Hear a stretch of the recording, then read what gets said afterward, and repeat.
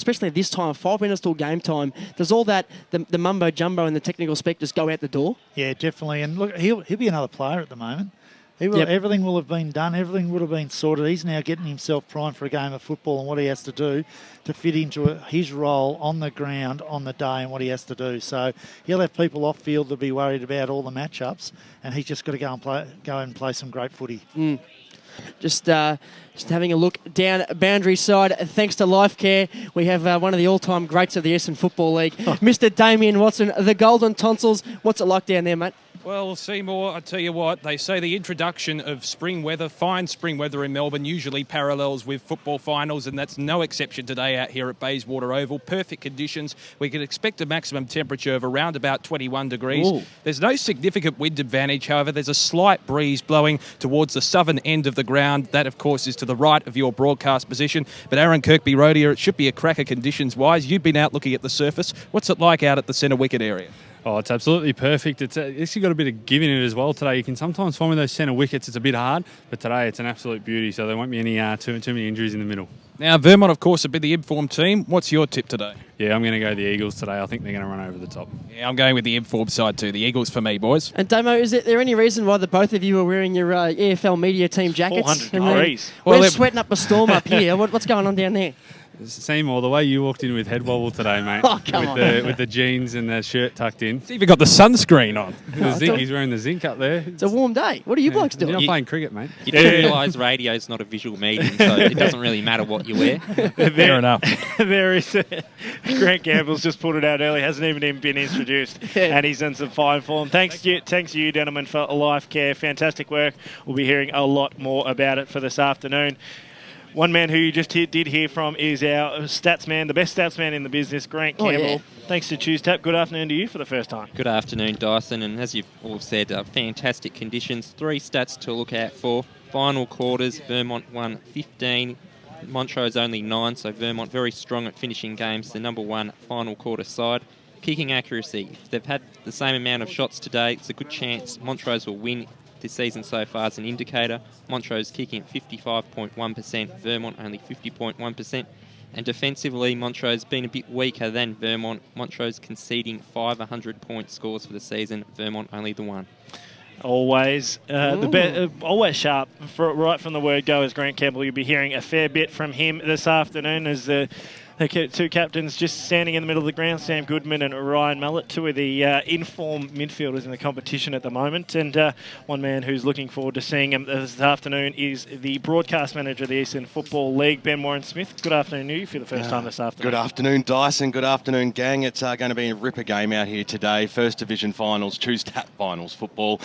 Can't wait. It's picturesque as Damo so eloquently put it out there on the ground. It's perfect conditions for a good game of football. The ground looks an absolute treat condition-wise, and a big crowd building as well. But of course, there's plenty of space because it is Bayswater Oval, and no cars allowed in here today, so you get the chance to move right around, and all the amenities and all the bars are right around the ground. So a great day to bring out the kids to the football. I know, Davo, you've got your brood in tow today. Yes. Who's looking after them? Don't really know, but they'll latch on to someone, I'm they sure. will. It's all right. The base is only just up the road. That's right. I'll just give out my address at the end. Just make sure you deliver them there by 6 o'clock and I'll be fine. Right it across their stomachs and just make sure that they get home safe.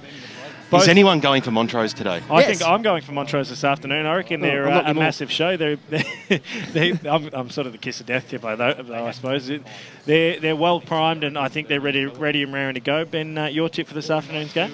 I can't go past Vermont because their form's just too good. I've been dying to see how they've been going about it for about 6 or 7 weeks now, and just haven't been able to manage to sneak in an Eagles game. So it's an exciting time for me to see 2 sides who have had great seasons, and I've been such a fan of Montrose all year. It seems that Ray Baird was so against them for such a long time.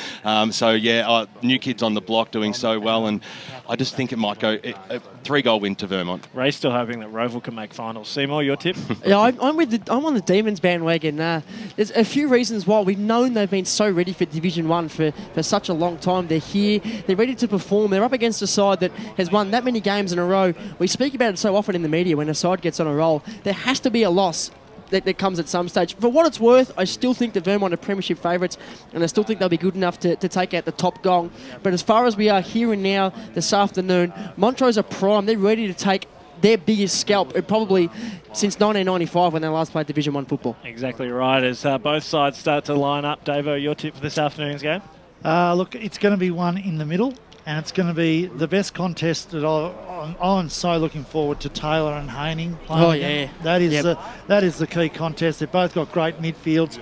Whoever wins the big man contest wins the game. I think it might be Vermont, but Montrose, super impressed with the way they've gone about things. Ready to get underway. We're just finally getting everyone off the ground, everyone into position, ready for the start of the Division 1 at Choose Tap Finals for 2014. Montrose going to the left of screen. Thank you very much, Seymour. Just so we're on the ball. Canterbury Road end. The left of your radio dial. Up near the pie shed is the left-hand side of your radio dial. Good pass there. Ready and raring to go. Division 1 qualifying final thanks to Choose Tap. It's Vermont and Montrose. Ball thrown up for the first time this afternoon. Bit of a 0-0 draw in the ruck. And it'll be Montrose through Johnson to get the first clearance. Kicks out wide, finds Watson, who was under a lot of pressure. Cleaning up across the back there was Preto. Gave it back to Johns. Johns kicks up the line, tries to find a target there in Bird. Hard up against the boundary line. He's got to beat 3, does Bird. Just handballs, and that's probably a good result in the end. Found a bit of space. I'll tell you what, great matchup straight away. Mullet and Johnson lining up on one another, and both immediately spread to the other sides of the ground. They'll see each other at every ball up, and that's about it. That's about it. Ball thrown back in. Nice tap from Taylor just to find a bit of space. Can't quite do so. Once again, Johnson in it early, although handballs to his opposite number there in Parker. First chance inside forward 50 for Vermont. Taylor couldn't take the mark. Hard up against the boundary line. Goes out of bounds, and we'll have a boundary throw, and a good chance to go boundary side thanks to Lifecare, Damian Watson. The interchange players for Montrose in this first term: Andrew Haining, Ricky Causa, Lee Scott and David McCardle. And for Vermont? For Vermont down here, we've got Daniel Reid, Ash Froud, Xavier Barry Murphy and Chris Barden. Fair bit of talent on both those benches. Yes, they'd walk into any other side in the competition just about. Just having a look at the opposite end of the ground. Billy Schilling on Jacob Castricum, of course, the former Knox Falcon. That's a massive matchup. Billy yet to really take a game by the scruff of the neck probably in the last 2.5 months. So they'll be looking for a big one from their spearhead this afternoon, the Demons. Ball about 40 metres out from the Vermont goals. See Chris Barden just picking himself up there. Such an imposing figure for the Vermont Football Club, and a handy one around finals time as Taylor got a handy knockout there. They're about 25 metres out from goal pack forms. The umpires picked to holding the man, and I think it might go the way of the Eagles here.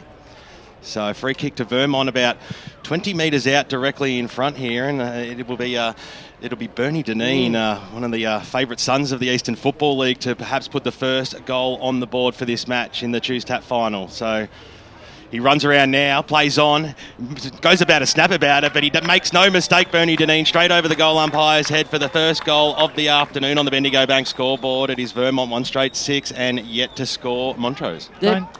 Sorry, David. No, don't tell me that Bernie's been watching the AFL with these directly in front and he's gone and kicked it round his body. I can't believe it. Coach killers. A little bit disappointing to see the first goal of a final go to a free kick. A little bit of a Frosty Bandit, dairy farming a bad at from Bernie Deneen. Just milked it for all it was absolutely worth, but the free kick from directly in front, 15 metres out. I think 9 out of 10 footballers would have gone for the drop punt, but around the body, and it doesn't matter now. It's 6 points. It all counts. It's in fashion running around on that snap now. Not sure about it.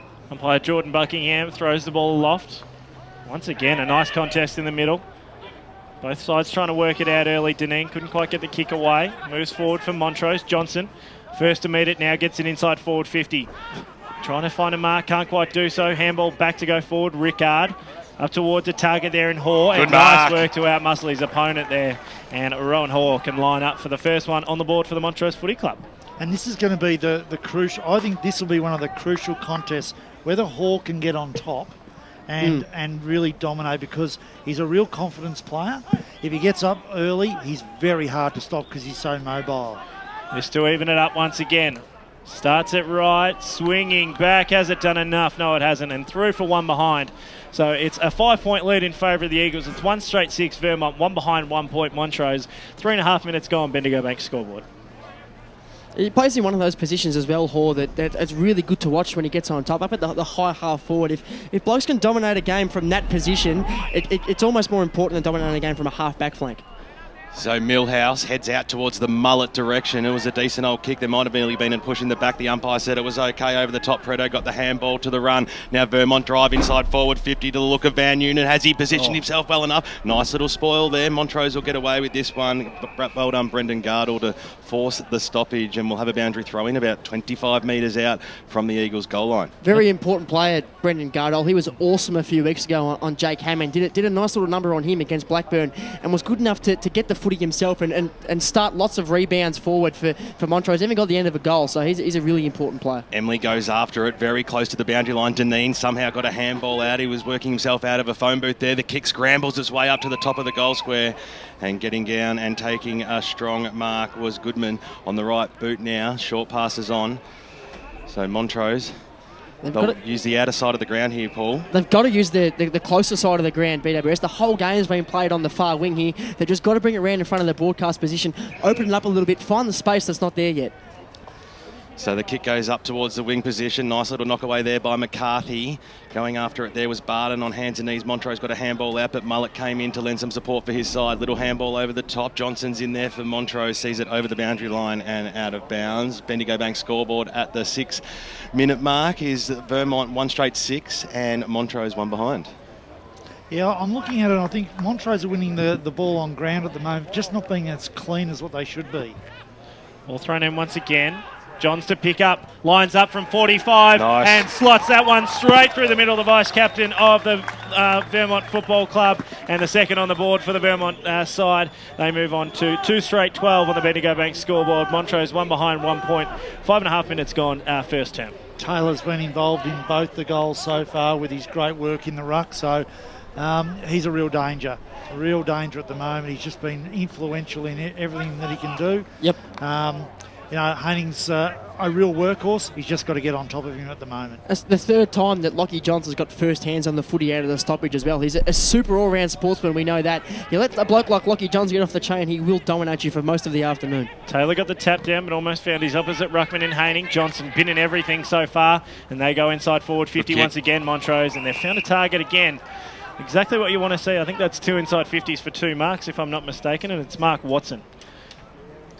Thanks to Choose Tap. Am I right or am I right, Grant Campbell? Oh, absolutely on the money, Dyson. 3 inside 50s to 2. So Watson for the first goal on the board for the Montrose Footy Club.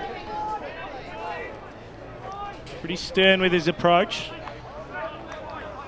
Bends it and sits it way left. Doesn't swing back far enough, and another behind on the board for Montrose.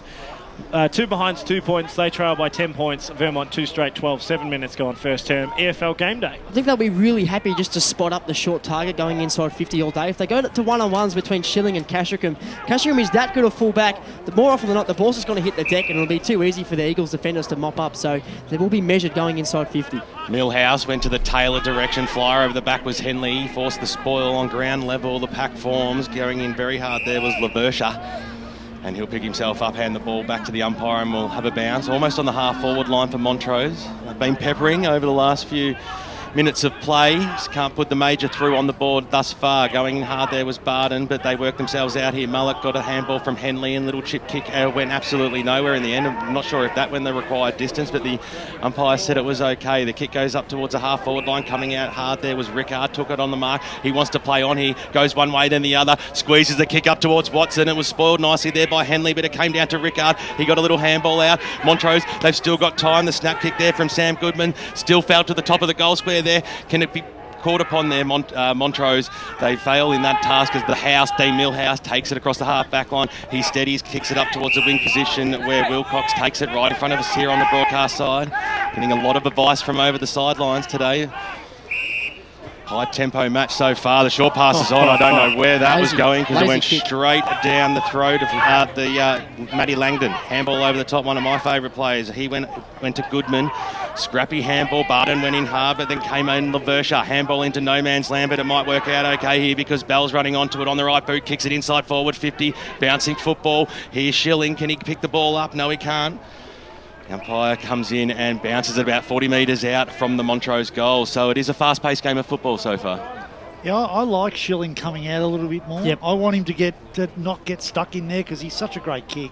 Get him out a little bit and don't hedge him in and let Castricum take over from him. Well, Taylor got the easiest of knockouts then, and then coming in hard and copping one high maybe was Telford from Chris Barton, but the umpire said it was okay, so we'll have a bounce. Centre half forward for Montrose. Started on the bench, Chris Barton, but since he's coming on, his energy has just been fantastic. His aggression in and around the pack, there's laying tackles and putting the body in hard. He's trying to set the tone here for his side. Well, they've linked up okay here because Beninga on the right boot sends it inside forward 50, and using his body beautiful was the senior coach, Brett Johnson. Too strong. Just judged the ball perfectly in flight, and he takes the mark about 35 metres out, 45-degree angle. And that's the thing you forget about him. He's a small player, but he is very, very strong.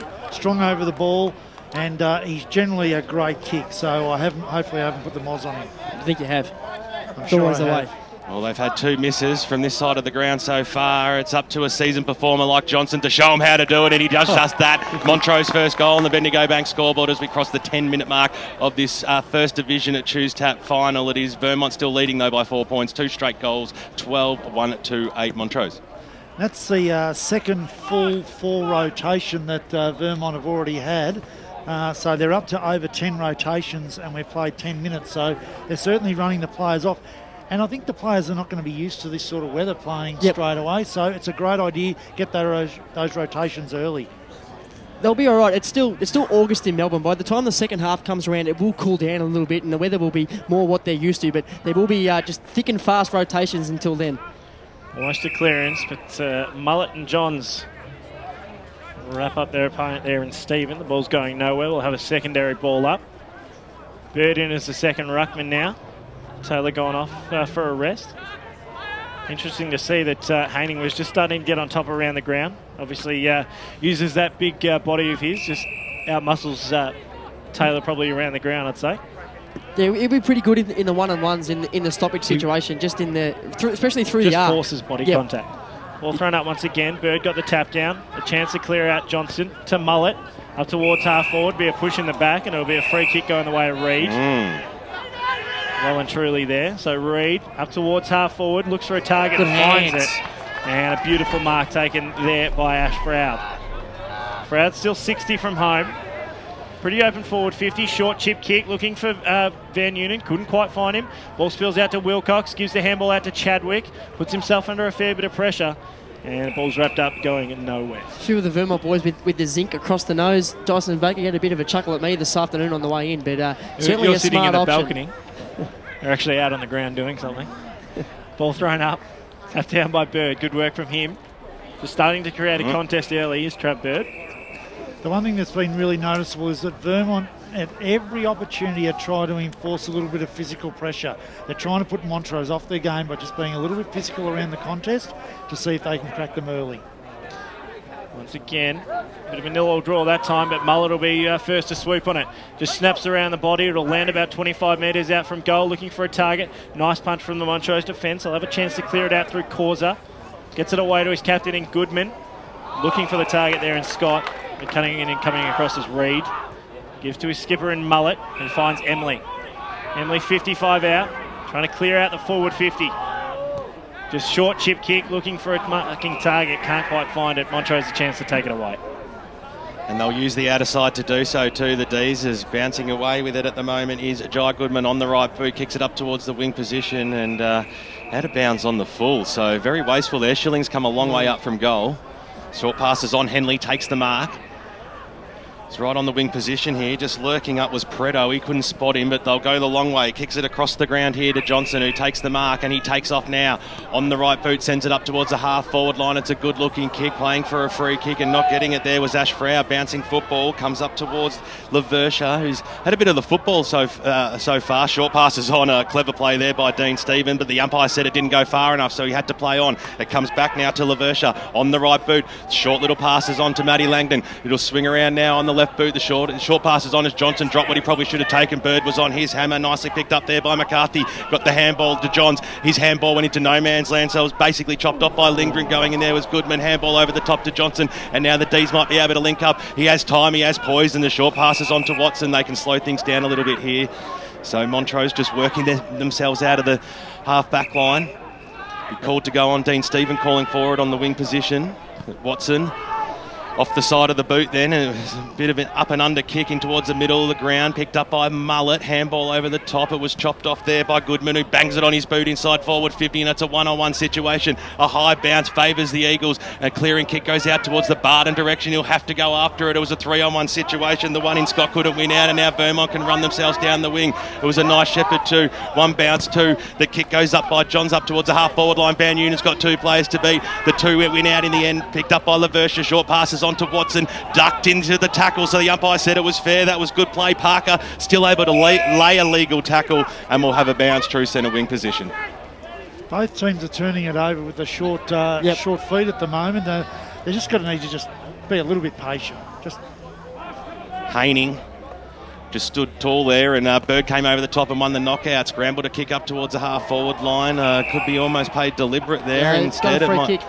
be a free kick to Gardle, who forced the stoppage and did certainly go in hard and low. So the free kick will be in the hands of him across the half-back line now for Montrose. David Bell asking for it short. That's ignored. Told to go on with it now, Gardle, and once again the kick goes off the side of the boot, but Hall had the front spot. It was knocked away from him. McCarthy over the top, couldn't quite trap the football. Barry Murphy was in there too for Vermont, and we'll have a bounce right in front of us here on the broadcast side. Montrose probably don't have the guns to be able to go long and slow, big kicks down the middle. Kick comes out. Nice work there from Stephen. Just found a bit of space in the contest, but kick wasn't flash. Preto has it in the middle of the ground for the Eagles. Just assesses his options. Now goes back to Johnson. Short chip kick. Finds Chadwick right in the centre of Bayswater Oval. Called to play on. Now he kicks inside forward 50. He's finally found a bit of space, Justin Van Unen, and that's exactly what you want to see if you're an Eagles fan. So man on the mark will stand at about 45. Van Unen will start his run up from well back. Across to Grant Campbell for the Tuesday match stats. Inside 50s 8-6 in favour of Vermont, and they're on top in the hit-outs 13-6. For goal number 68 of the year. And more importantly for Vermont's third of the afternoon. Slow with the approach. Comes in now. Now sends it on the right boot, and it's just hung out right.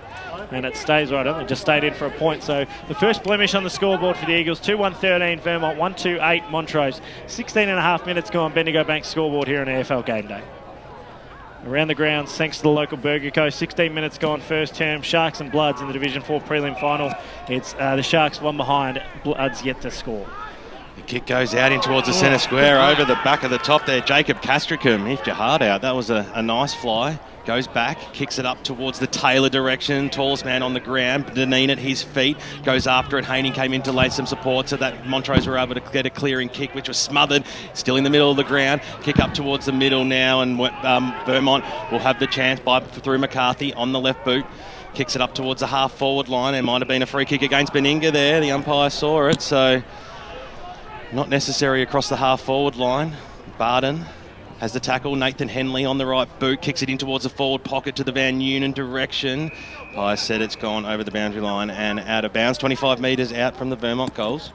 Montrose just lacking that target to kick to about 75 metres out from goal, whereas Vermont, they seem to be finding enough players, even if it's just midfielders, just to take that mark and get the foray forward going inside 50. Deneen at the fall of the ball picked it up, and Beninga sees him over the boundary line and out of bounds for another throw-in. So deep in the forward pocket now for Vermont. Bendigo Bank scoreboard at the 18-minute mark of the first term.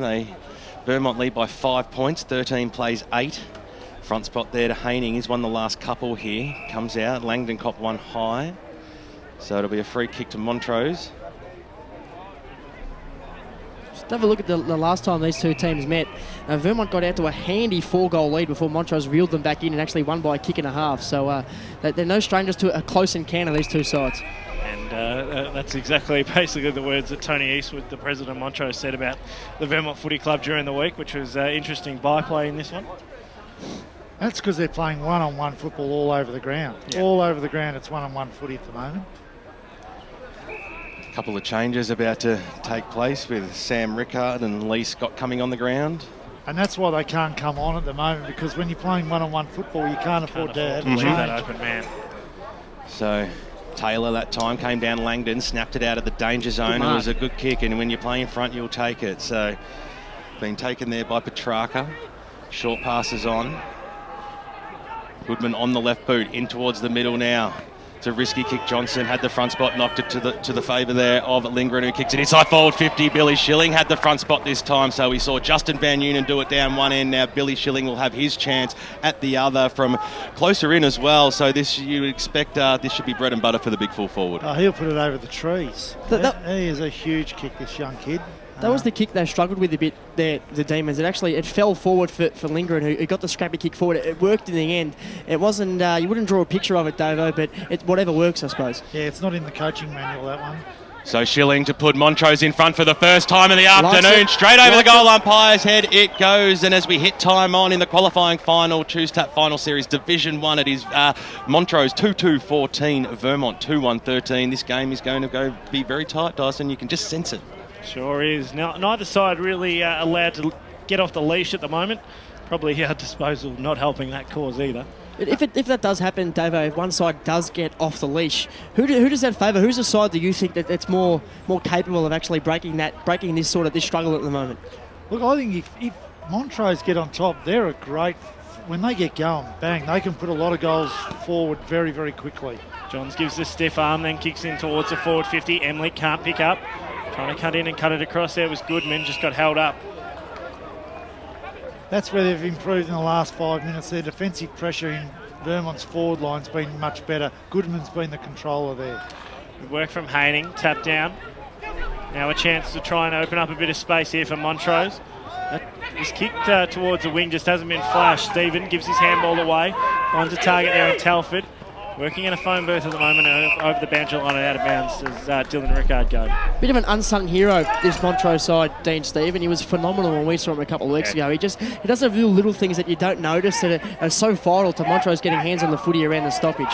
And one of the most annoying players running around, I'll tell you what. Man on man in every ruck contest, Haining and Taylor at the moment. It's great to see. Kick came forward, Wilcox couldn't take the mark, and it'll be a ball up 60 from home for the Eagles. Nice solid start in this one. It's the Division 1 Choose Tap qualifying final action. 2-2 plays 2-1 in favour of the Demons. The winner to take on Norwood for a spot in the grand final in a few weeks' time. Another ball up and just a bit of a lull in play. This time Taylor gets the tap down, but to no avail. We'll once again have another contest as Johnson sees it over the boundary line right in front of the Montrose coaches box. Hope you're enjoying the broadcast on 98.1 Radio Eastern and streaming live on efl.org.au right around the globe. Division 1 football at its best. The ruck contest cleared all players. Goodman got a kick into the middle. Watson got tackled. Almost could have been in the back. Emily came in for Vermont. Got a swing away handball that probably went about 25 metres in the end, but Beninga was there to scoop on it for the Demons. His kick in towards the middle of the ground worked out okay. We've got Bell screaming for it across the half-forward line, but instead Dylan Rickard takes the mark. He's about 60 metres out from goal. He stops, props, he squeezes it up. Watson's all by himself. He wanted to go in that direction. He just waited too long for the football. Bell comes in the end, picked up there, snapped around the body, bouncing football in towards the forward pocket, still kept alive. But Vermont might have the numbers here, but the ball is on a good string. Bouncing football, scooped upon, kicked up towards the Deneen direction, over the head of him it goes, and seen over by Trav Bird for a boundary throw-in. Big ruckman Taylor having a rest at the moment, and also Bernie Deneen coming off for a spell also. How's that for an interchange? Pardon for Deneen. Just quality. It's the third or fourth time that's happened right in front of us. They're obviously the two elder statesmen of this Vermont midfield. They're just waxing off each other beautifully at the moment. Did nicely. Picked up by Parker. Received the handball, I should say. Kick up towards the Wilcox direction. He's got two players to beat over the top of him. Garthwaite picks up the football. They've worked it out okay here. Now Scott got the handball towards the direction there of Laversha, who turned himself into a bit of traffic and put himself under pressure on the kick. So it's been chopped off by Bird. Just come on there for Taylor. Short passes on. That's good. Emily. Interesting do on Emily. There's no doubt about that. As his kick now goes up towards the half-forward line. Big fly over the back that time. I think that might have been Johns who went after it, but at the fall of the ball, it gets a little handball away. Rickard will come after it. So too is Ash Frau. Couldn't quite scoop on it. Lindgren's right on his hammer. Dylan Rickard comes in to lay some support. He just wanted the safety of the boundary line in eventually he's slung over for a boundary throw-in around the grounds. Dyson Baker, thanks to the local burger code. Yeah, quarter time out at Walker Park. Sharks from behind, Bloods 1 goal. So a nice tight tussle between those two. Ray Baird seeing a cracker as Mullet snap kick up towards the forward line. It might go all the way here, but touched on the line. It was bouncing. Lee Scott just being there just in the nick of time, and a minor score is the result. And it's all square out here at the 24-minute mark, 2-2, 14 apiece. Jack Garthwaite will be thinking his lucky stars there. He went for the wall hack out of mid-air and completely missed the football. Doesn't matter because Rory Lehman's marked. Gives off, and now inside forward 50 once again. Nice mark taken on the last line. Work there from Scott. That's a couple of really solid defensive pieces of play. Beninga out of side, just puts himself into a little bit of pressure, gives his handball off to Causa. Now they finally found a bit of space. Kick comes up to centre wing. A long way from home is Billy Schilling. Now he gives the handball. Plenty of space through the middle of Bayswater Oval we've seen so far. Inside forward 50, looking for a target. On that occasion it was Hall. Couldn't take the mark. Still in the possession of the Demons, although they're making it hard. Got to hold those marks. Yeah, that was crucial because they had played that so well. Schilling coming down, created the overlap, a lot of space down back. Hall ran into a beautiful space, got the ball given to him, dropped an easy mark. Ball thrown in right on the paint of 50 for Montrose.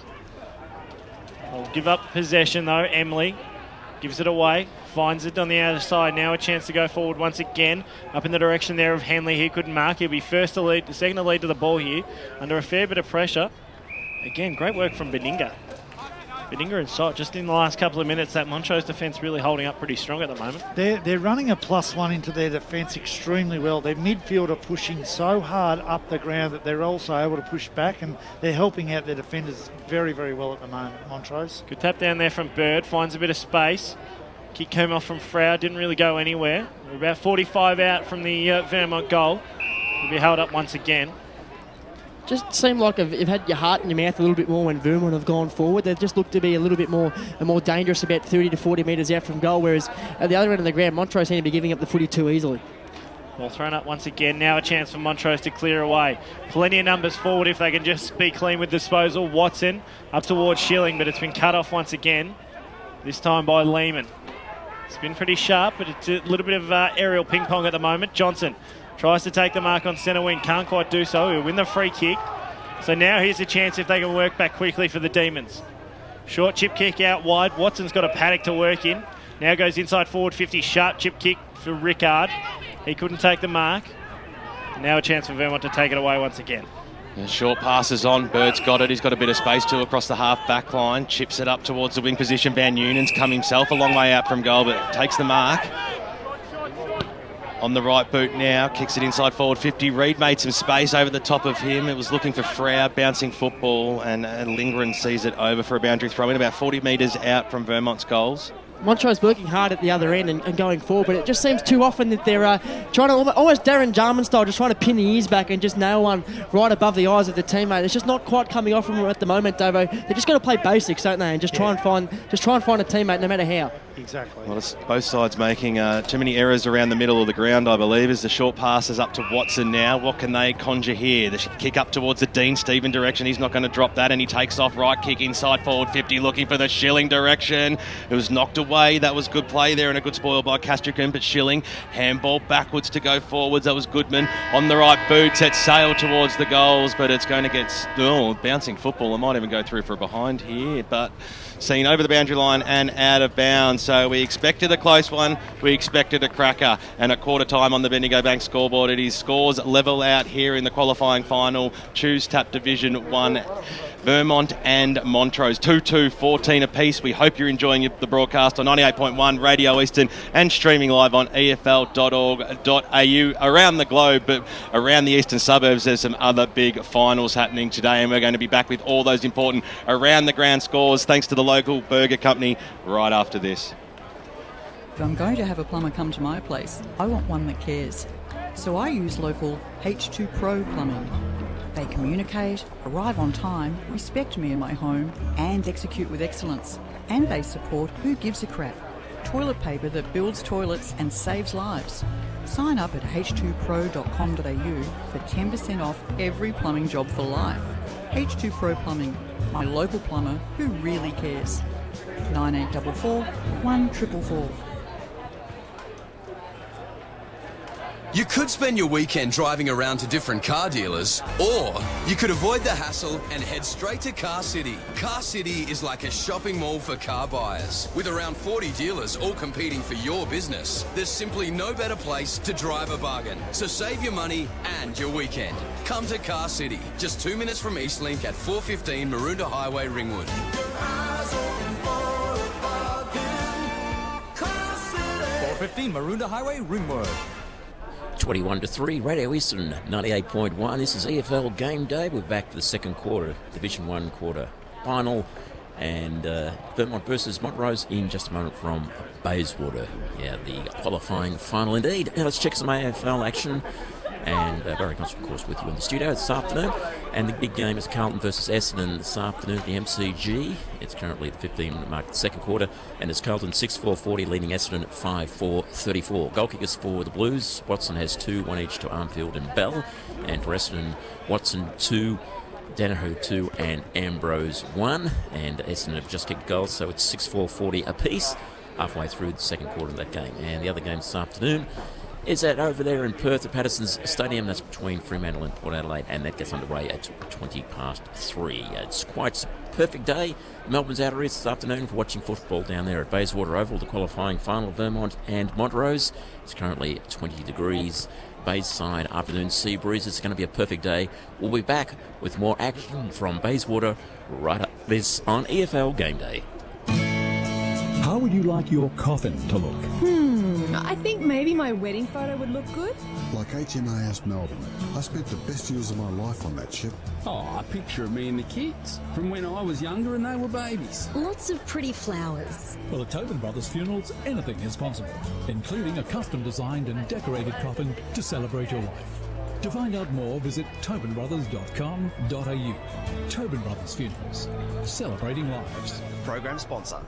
What was wrong with you blokes yesterday? You were playing like you'd been stuck in traffic for an hour before getting to the game. Coach, there was a railway crossing gate down for ages. The other mob thrashed us. You ran out of legs. They all have breeze tags, Coach. They use Eastlink. They get to focus on the match rather than focus on inching forward in the traffic. Get a breeze tag and use Eastlink, the quickest way to get around Melbourne's east. Arrive fresher, play better. Eastlink, it's time better spent. Program sponsor. Have you got a premiership or milestone jumper that needs framing? Is the better half nagging you to clean up the man cave? Well, you're in luck. As well as being Australia's largest licensed memorabilia dealer, the team at the Authentic Autographs also do custom framing. From the deep rebatted frame, the acid-free pins, the mount will not only look great, but won't damage your prized jumper should you want to relive the glory days. The team will also design a frame, including photos and all the important information, so you have no trouble bragging to the boys. Contact David on 0439 743 710. Authentic Autographs is Australia's largest licensed and authentic memorabilia dealer across all sports. Have you got a premiership or milestone jumper that needs framing? Is the better half nagging you to clean up the man cave? Well, you're in luck. As well as being Australia's largest licensed memorabilia dealer, the team at the Authentic Autographs also do custom framing. From the deep rebatted frame, the acid-free pins, the mount will not only look great, but won't damage your prized jumper should you want to relive the glory days. The team will also design a frame, including photos and all the important information, so you have no trouble bragging to the boys. Contact David on 0439 743 710. Authentic Autographs is Australia's largest licensed and authentic memorabilia dealer across all sports. Go local for your... For the best EFL rap on radio, don't miss Akira EFL Sunday from 10 till 12 every Sunday morning on 98.1 Radio Eastern. Ben Warren-Smith and the team bring you all the final scores, goal kickers, best players and ladders following a big round of EFL footy. The gang also talk to winning coaches, players and special guests to bring you the final scores from all seniors, reserves and under-19s matches. Akira EFL Sunday, going live and local for your footy from 10 every Sunday on 98.1 Radio Eastern. Saturday Game Day continues. Let's head back and go local for your footy. Yes, welcome back to EFL Game Day. It is a wonderful afternoon at Bayswater Oval, and we're seeing a sensational start to this Tuesday qualifying final between Vermont and Montrose. The two sides locked together at 2-2-14 apiece. So far, the goal kickers, Bernie Deneen kicked the opener. He's got one, as does Lockie Johns for Vermont, and for Montrose, Brett Johnson and Billy Schilling. They have one apiece. Well, before we get a quick word from the boundary riders, we'll quickly hear from the Tuesday match stats from Grant Campbell. The hit-outs in the first quarter, 19-14 in favour of Vermont. Montrose winning the clearances though, 14-12. Montrose had 59 kicks to 41. They won the contested ball, 46-38. The uncontested possessions, 40-29. However, Vermont won the inside 50 camp, 15-11. Montrose having 4 marks inside 50-1. And one stat that really stands out, Vermont having the only 1 mark inside 50 and Montrose 5 defensive 50 spoils. Does that mean that maybe the delivery into the forward line hasn't been great, or is that Montrose's defence being superb in the first quarter? I'd say that what's happened is that I think the delivery wasn't fantastic, but I think Montrose got on top in that last 10 minutes of the game. I thought they pushed one back into their defensive half. They got a lot of +1 situations, managed to bring the ball out, and they opened the game up a bit into their forward line. It was just 2 or 3 times when they got the ball in their forward line that their use of the football was quite poor, and that let them down. But I was very impressed with the way Montrose came back that quarter, and this is going to be a really tight game, and it could be that we've got to wait late into the game before things break open. Well, we're about to start the second term. Just quickly for Lifecare, boundary rise will head down to Damian Watson. No, he's just quickly sorting things out. Damo, you good to go down there for Lifecare, mate? Yes, absolutely, Braden. Now, Brett Johnson told his chargers at the quarter-time huddle that they succeeded in placing their bodywork around the stoppages, which enabled them to gain their hands on the football. He also instructed his players not to be too cute when clearing their defensive zone. Aaron, what did Stuart Cochran say?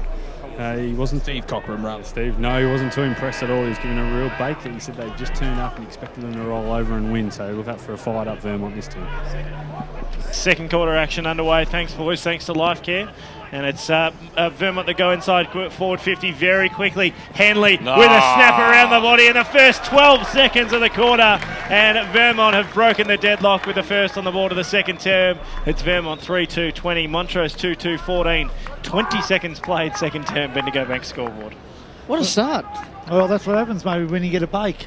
You come out and perform. And look, they just were switched on. Clearance. And that was way too easy when they got into that forward line. Hit it with pace, great kick, great snap, and a good start to the quarter. Back in the middle once again. Just on the wing, Langdon and Barry Murphy jostling for position. Taylor get the tap down again. Johns is going nowhere, held up. Such a versatile player, Henley as well. He'll just do the job wherever you send him, right across the field. Haining got the punch down, only found Mullet. Inside forward 50 once again. Wilcox was held, umpire didn't see it. Inside forward 50 from under pressure, Montrose. Trying to push it forward. Grice worked there from Bird, just dived in on the ball. Held it up about 40 metres out from Vermont's goal. You would have been forgiven for thinking that patches of the first quarter were a Division 2 game of football, Davo. Such was the pressure and the foot skills of both sides left a little bit to be desired. You're just waiting for this one to sort of flatten out and we can still see real Division 1 football. Yeah, look, it's very contested footy, that's why. Tap down from Haining and now a chance for Montrose to clear away. They found a bit of open space. Kick goes up towards the half-forward line, one-on-one contest, and getting back and taking the mark there is the Millhouse. Snap around the body, bouncing football up towards the wing position. On the left boot, I should say, McCarthy swings it up towards the half-forward line. Little grubber kick, seen over the boundary line and out of bounds by Nathan Henley. See, even that was just really poor disposal. Not a lot of pressure. Didn't even go close to hitting the target. So they're both feeling each other out still, I think. There's about 6 or 7 one-on-ones around the stoppage as well, which is probably indicative of the fact that it is finals football. Bit of a fresh air shot from both ruckmen, picked up by Parker, swings around on the left boot towards the Van Noonan direction, nicely knocked away from him at the fall of the ball. Langdon scoops upon it, but seen over the boundary line and out of bounds. Left forward pocket. That was super in the one-on-one there from Brendan Gardle. Van Noonan had to sit the whole way down and just good enough just to check the body and get the fist in late. Vermont kicking to the Canterbury Road end of the ground out here at Bayswater Oval. Haining eventually got the knockout, picked up by Parker. stubbed his toe really in the end. He got the little handball away, picked up there by Barry Murphy. He was wrapped up in a nice tackle and will have a bounce now about 40 metres out from goal. And Parker's become quite crucial. He's really working his way into the game and been good around stoppages. Higher throws the ball aloft. Such a good duel all day. Deneen got legged in the end. The umpire eventually saw it. They might be advantage paid here. Henley take two from 40 metres out. Straight over the goal. Umpire's head. That goes. Loved it off the That's boot. 2 in 3 minutes for Nathan Henley. And Vermont get the start that they certainly wanted in this second term, stretching their lead out to 2 goals now on the Bendigo Bank scoreboard. 4-2-26. Montrose 2-2-14. The Demons have not yet been their side of halfway in the second term. It's completely been played on Vermont's terms. And Damo did say that Steve Cochran gave him a little bit of a bake at the quarter time break there, so they've really come out breathing fire, the Eagles, and they're playing the footy that's seen them win all those games in a row. It's the lifting intensity that's definitely been the difference. Nice work from Taylor, just got an extra foot on Haining on that occasion. Play called play on, trying to play for the holding free kick there was Goodman. Vermont now with possession. Preto put himself under a fair bit of pressure, ducked into it to win the free kick. Centre wing out of side here at Bayswater Oval. Handball's off to Mullet. Consummate professional, tries to find his target. Looks like Barry Murphy on the outer side. Got plenty of space to work in, needs to find a target. Or will he just go it himself? Wilcox in the goal square, can't mark. And the ball goes over the goal line. Through for one behind. And 4-3-27 now Vermont. 2-2-14 Montrose. 4 minutes gone, Bendigo Bank scoreboard. They just seem to be leaving the Demons behind at the moment. They're running in front of the footy, and the work rate just seems to have lifted that extra notch for the Eagles. Update from around the grounds. Quarter time between Northring and Croydon. Northring with 4-2-26. Croydon at 1-3-9. The game being played out at Tormore Reserve this afternoon. The second semi-final in Division 2. Montrose have moved it to half forward. Johnson loads up from 55, Schilling right on the goal line. He's going to shove it through, and that's home. And that's the coach's goal. Fantastic work from Brett Johnson. And once again, Montrose put themselves right back in this game. Johnson has 2. His side has 3. They're 3-2-20. Vermont 4-3-27. 5 minutes gone. Bendigo Bank scoreboard. Choose tap match stats. Grant Campbell. Clearances so far this quarter, 6-1 in favour of Vermont. I think you might find that could have been Bell who kicked that. I believe so. I think it was Bell, not Johnson, but it was, again, Johnson was the one who cleared the ball out here beautifully, opened up the play, got the ball into that area, and when he gets the football, he's very clean. They need to get him involved a lot more as well. There was a 2 in there, I think Dyson. I just saw the 2, yeah. Restarted once again in the middle of Bayswater Oval. And that's where Bell is dangerous around goal. He is a good goal kicker. So, Pye balls it up now. Came out there to Rickard. Little handball to Stevens. It just seemed like he had so much time there, Stephen, as he kicks the ball up towards the half-forward line. It wasn't that too crash hot, though, because Barton was the first player to meet it for Vermont, but the boundary line eventually won the contest, and we'll see it thrown in about 55 metres out from the Montrose goals. I think that's a win for the Demons there. Stephen didn't go the first option, went to go around the other side, and there wasn't a lot of movement up forward. So a boundary throw in 55 metres out, a pretty good result for them. Higher throws it in. Give that one to Haining from the back, Soupy. Goodman wrapped up in a tackle from Muller, but it comes out towards the Johnson area, and he squeezed to kick up towards centre half forward, a bouncing football. The Eagles might have the numbers. Good tackle there by Langdon to force the spoil. They're going after them very strong here. Rickard screaming for a free kick. The umpire doesn't want a bar of it, and will have a bounce 50 metres out from goal. Quarter time, thanks to the Local Burger Co. Sorry, Davo. Baronia 3-3-21, lead Templestowe 2 straight 12. Again, Johnson involved. Pack forms, Bell. Wrapped up in a tackle there by Barton. We'll have another bounce. This is where they've just got to find some space here, the Demons. They've got Billy Schilling down to full forward in a 2-on-1 situation, thanks to Dean Millhouse just floating back there. So they've really just got to find some space about 30 metres out from goal.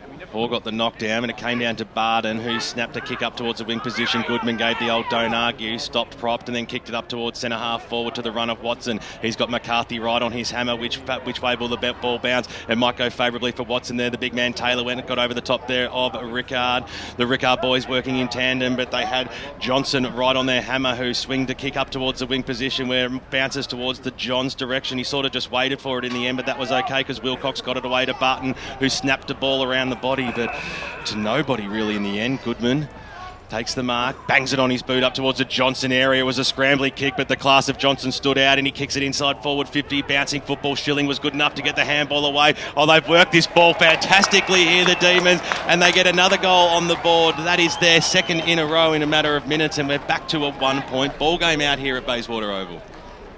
I don't want to say it again, but Johnson, every time he gets the football, he's dangerous, and he was fantastic then. That was a great snap. Was that Petrarca? Petrarca. Yeah, Manny Petrarca. Yeah, look, it's been interesting. That was a turnover in Vermont, a very poor kick turnover then, over in the far wing. Managed to get the ball down, and when they run it in quickly, they're dangerous, Montrose. I think it was a bit lucky again, Davo. The kick from Johnson to Schilling was another one of those worm burners, and he just tried to kick a 10 out of 10 kick. You just have to put it in front. They're not playing their percentages going forward, Montrose. It worked on that occasion, but if they continue to do it all day, they might just come unstuck. Exactly. 1-point ball game in the Division 1 Tuesday qualifying final. Good work from Vermont. They'll go forward once again. Reid was under a fair bit of pressure, tried to outmuscle his opponent. They'll give up possession here. Great work from Goodman. Gets to his brother in Sam. Up towards half forward. Nice work to find a bit of space in Hoare. Still a long way from home. Kick wasn't flash. Johns just dives on it. Tries to create a bit of a contest. Plenty of numbers around the footy. Petrarca has to get around a couple. Does so. Can't get around the last one. Gives up possession. Held up 45 out from Montrose goal. Yeah, another poor disposal into the forward line really hurts them there. You know, if he'd hit that target, that was nearly a goal coming up. Hayning at the back of position, managed to find a tap down, but Johnson clears away for Vermont. Leading in the foot race will be Emley. Hard up against the boundary line, relying on the outer side.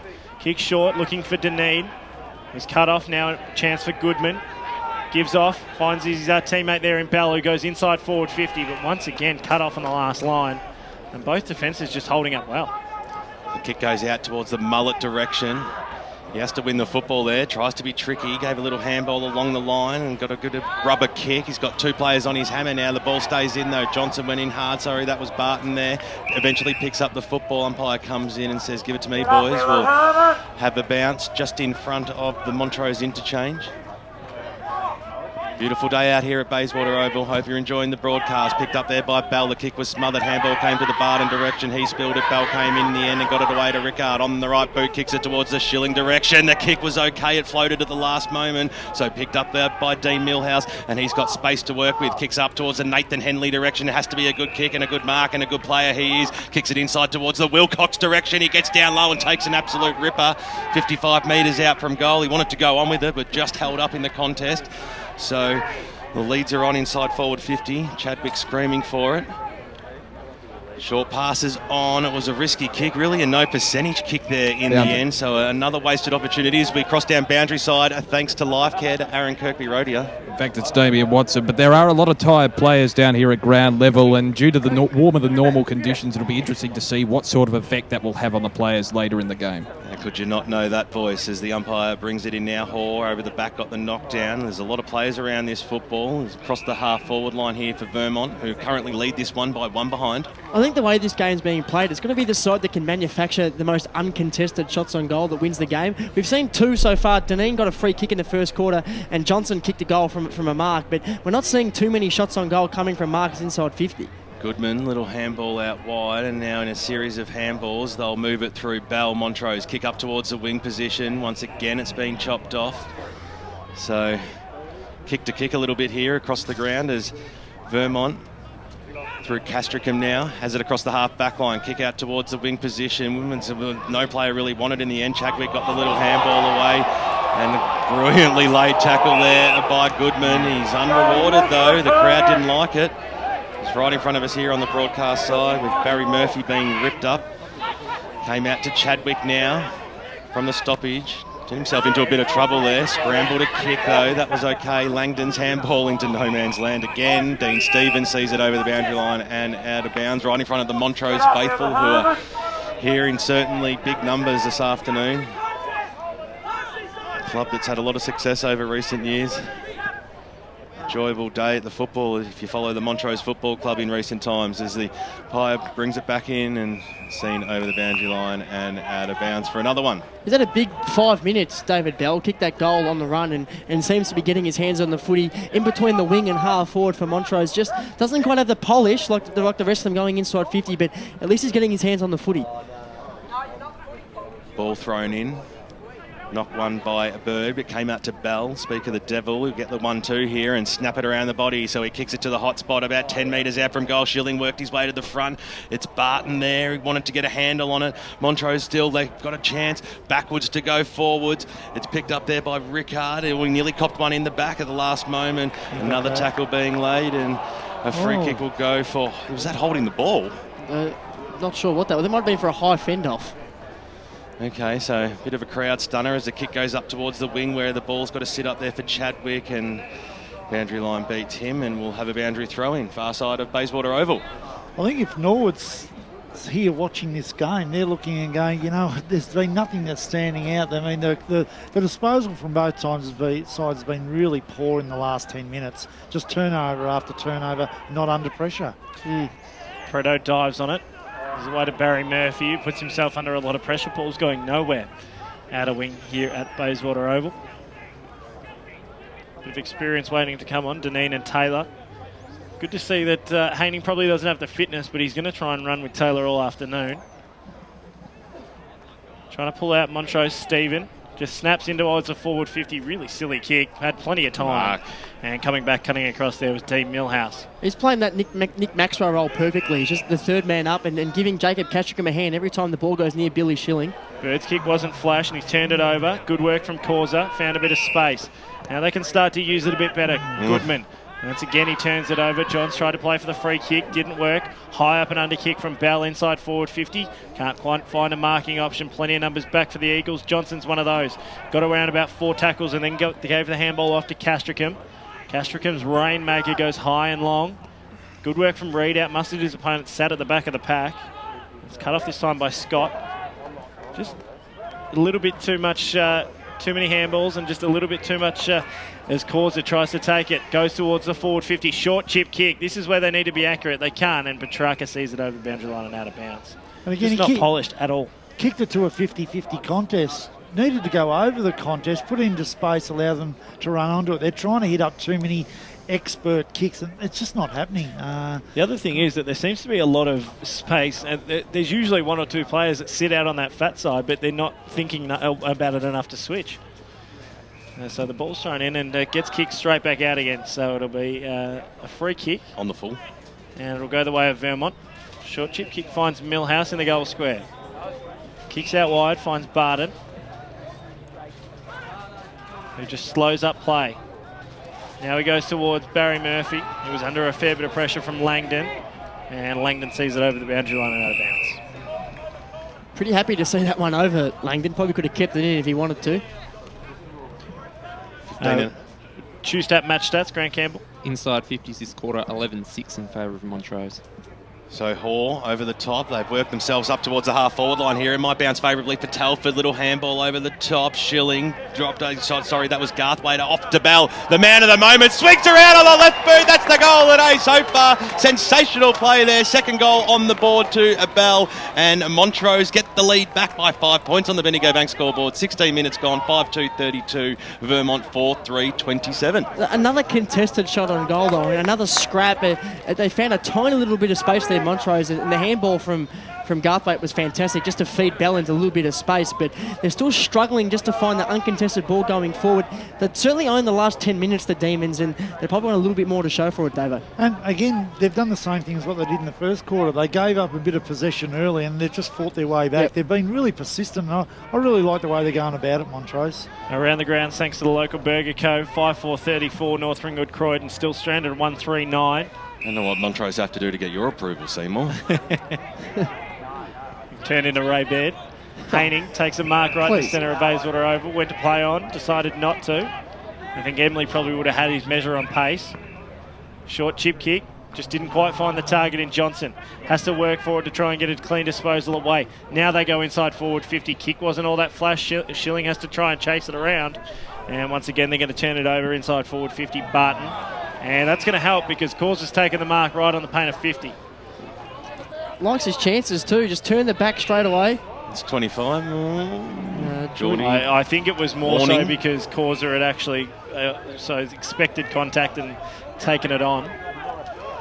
Laversia just leading leading Chadwick into the mark, just trying to milk something, and Geordie That's always Buckingham worth a try. too smart. Those two things don't usually get put in one sentence. Great work from Ricky Causa. He's taken the mark, and now he can line up for his first of the afternoon. Sends it on its way. It looks good. It's probably not going to have the legs nor the accuracy. And it goes over the goal line, through for one behind. So Montrose move on to 5-3-33 and Vermont 4-3-27. 17 and a half minutes gone, second term. Here on EFL Game Day, it's the Eagles and the Demons. The Eagles now having the same problems that Montrose were having at the start of the quarter. Now they can't get it past half forward. So it just seems to be a game that's played purely on momentum at the moment. Johns to Emily. They switch it out towards the far side. Again, a bit of a scrambling kick, but Barton's there on the right boot. Kicks it up towards the Froud direction. Bouncing football right on his hammer there is Lindgren. There might have been a little bit of holding there. Ash Froud, the recipient of the free kick. So Harry Murphy was nearly onto it, but Froud inside forward 50. Oh, that's a clever kick and a good diving mark by JVU, who's tugged right up against the boundary line here underneath the Bendigo Bank scoreboard. Certainly within his range at the big full forward. And he's got a bit of a, I think it's a left to right, no, right to left kick. I think he's got on. Yeah, he does. Yep. So this actually suits him. He's one of those rare players that on the wrong side for a right footer actually can work for JVU. Well, he's yet to trouble the scoreboard, and no doubt he'd want to be right amongst it. Comes in now, 45 metres out. The goal umpire does not move. Justin Van Nunen kicks his first goal of the afternoon, and Vermont get the one that they were after. Scores level again as we reach time on here in the second term out at Bayswater Oval. How often do we see it? Montrose press and press and press. They had the better of the play. They're able to kick 3 consecutive goals after Vermont jumped them early. One time inside forward 50, and Brett Johnson won't be happy because it's a trademark of the Demons game. Their ability to run both ways and clog up the space for JVU, but they just weren't quick enough getting back on that occasion. He was good enough to take the mark on the lead, and that kick for goal, that's what wins your games of football. That's what wins your finals. Ball back in the middle once again. Good work from Bird to go up against Haining, although Barden takes it away for the Eagles. Inside forward 50, leading out beautifully. That's exactly what you want to see there from Ash Froud. Ash Froud, short chip kick, and once again he's got off the leash. Van Nunen around, snap off the body. It's just going to fade left, and it manages to stay in for a point. Just drops at the last second. So that gives them the lead once again, Vermont, and they move on to 5-4-34. Montrose 5-3-33. Almost time on second term. That kick from Froud is an absolute coach killer. Had JVU all by himself, 5 metres of space on the lead, and just kicked it at his toes. I mean, it was a 15-metre kick that had to go straight. You just have to nail those. Division 1 football, it's finals. Well, the kick came into the Haining direction. The big man stood tall and took it on the second bye. Kicks up towards the wing position. Rickard was just waiting for that ball. Set Castro come up easily there, and they'll switch it through the middle of the ground here. Nathan Henley on the right boot, up towards the Chris Barden direction, takes it, then takes off inside forward 50. He goes now. Waiting for it there was Froud. It was knocked away there by Laversha. Chadwick gets the handball back to Froud. 40 metres out from goal. Bread and butter for Ash Froud. Vermont, they're on a little bit of a roll as we reach the 21-minute mark of the second term out here at Bayswater Oval. Bendigo Bank scoreboard 6-4-40 the Eagles. The Demons 5-3-33. They're the ones that really hurt because he cheated a bit then. He got that goal because he cheated a bit. He got done on the contest. The guy went in to help his mate out. He was still on the ground. Ball turned over in free. You can't afford to leave him and let him have 15 metres to do that, but that was a lucky goal, but it was well finished, so that's the difference. Just like that, 2 goals in 2 minutes for Vermont. All of a sudden they're out again by 7 points when Montrose, they certainly deserve to take a lead into half-time. Another chance as they try and clear out once again, but good work from Johnson, just finds a bit of space.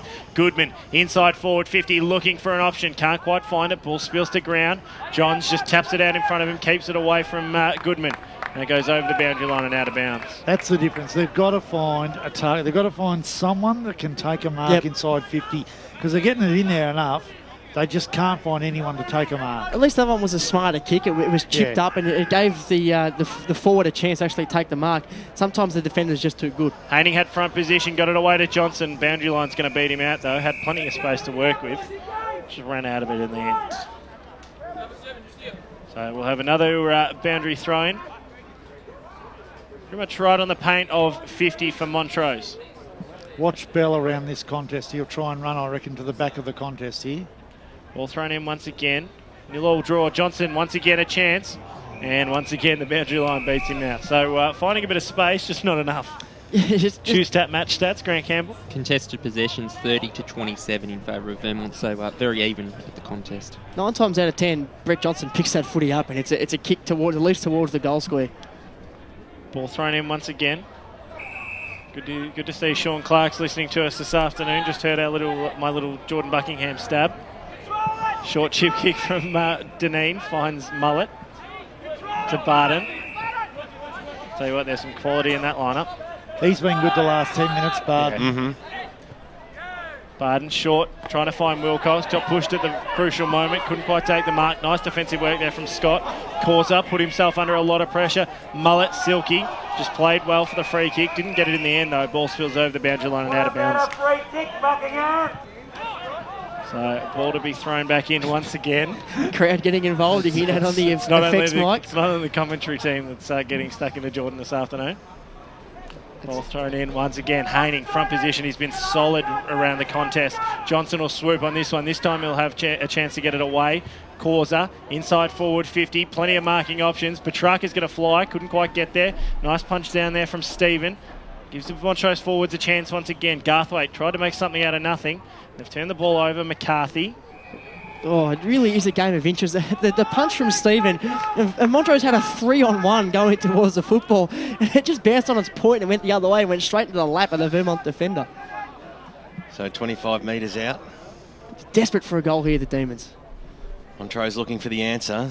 Petrarca might be able to scoop on this one. Goodman at the top of the goal square as he put it through. He pushed it to the left-hand side. He might have had a little bit more time than what he originally thought. And minor score is the result. 24 minutes gone in the second term out here. And it's 5-4-34 Montrose, trailing by one straight kick. 6-4-40 Vermont. Again, it's another shot on goal that's resulting from nothing but a scrap from Montrose. They're just desperate for some uncontested footy going forward. Millhouse went to Barden, wants to go on with it. Usually a good use of the football. A scrambly kick out towards the wing position. Beninga and Henley go arm in arm, and we'll eventually see a ball up just outside the centre square. Again, poor use of the footy. You know, they had a clear run. They were should have been able to clear it easily, and it might come back to them. Beautiful day to be out at the local football as Henley was wrapped up in a tackle. Deneen came in pretty hard there, and Mullet will see the ball back to the umpire with Sam Goodman. Class everywhere you look out on the field today, and picturesque conditions out here at Basie. Come on down. The kick goes out towards the half-forward line now and seen over for a boundary throw-in. Grant Campbell, thanks to Choose Tap Match Stats. The clearances for the game's quarter so far, 14-13 in favour of Vermont, but out of the centre they're winning 6-2. It's 6-1 at one stage early on in the quarter in favour of Vermont, so you can show that Montrose really have worked hard around the stoppage to try and to get some of that dominance back, some of that authority. Haining had the front spot knocked down to Barden, who basically handed it to Bernie Deneen. And David, we've mentioned the foot skills a couple of times. We're almost at half time. It doesn't feel like we've watched 2 quarters of footy. It feels like it's gone quite quickly, which probably shows that we're still seeing 2 quality sides, despite the fact that the skills are leaving a little bit to be desired. Yeah, and I think the weather is having a bit of effect. I reckon they are pretty tired at the moment, so you know, it'll be interesting to see Vermont could finish it off here. Wilcox to Reed. Vermont, they've streamed forward here. The kick to the top of the goal square. Which way will this one bounce? It'll bounce all the way through. Kyle Emley from a very tight angle, and he celebrates hard too. 7 goals, 4-46 Vermont, 5-4-34 Montrose. That's how you move the football down forward. Yeah, and look, I think they've just been... Look, they're not that much in front, but they've just been a little bit cleaner than Montrose. Montrose have scrambled the goals and kicked some great snaps, but Vermont are starting to get their goals from some clean disposal. And their last 3 successive goals have been from the far side here at Bayswater Oval. So whether that's an instruction from Steve Cochran or not, that remains to be seen. But they seem to be really favouring the far side, further away from us here on the balcony, but it seems to be working for them. Around the ground, thanks to the local Burger Co., Warrandyte have 5. Luke Dunn has 3, which means he has 100 goals for the season. Hey. Warrandyte 5-2-32 at halftime. Lead Park Orchards 1 behind 1 point. The Bloods kicking with the breeze in that second term. Mullet up towards half forward. Target there was Froud, just bounced in front of him, had to work for it. And it goes over the boundary line and out of bounds. About 60 from home for the Eagles. I think what Vermont have done well this quarter is they keep the ball away from Goodman. They've played that far side. Goodman's playing this side back, and he was dangerous early, and now they've kept the ball away from him. Ball thrown in once again. Good work from Taylor. Grabs it out of the ruck. Oh, Goodman. Trying to hold on to it. There was Goodman. Got it up towards centre wing. Bouncing ball. Petrarca got around one. Gave his handball away. I said that he threw it. And then paid advantage in favour of the Eagles. Up towards Reid. Reid 70 from home. It's been lively when he's got his hands on the footy. Yeah. Just adds that extra foil. There's a small man going forward. Was going to go back to Millhouse. Decided against it. Now he kicks to a 50-50 contest. Deneen under a lot of pressure from Stephen. Trying to make something out of nothing here are the Eagles. Johns, kick on goal. Oh, you have got to be kidding me. You will not see a better goal from Nathan Henley. Touched. The umpire's called it touched. Touched. You will not see a better point from Nathan Henley.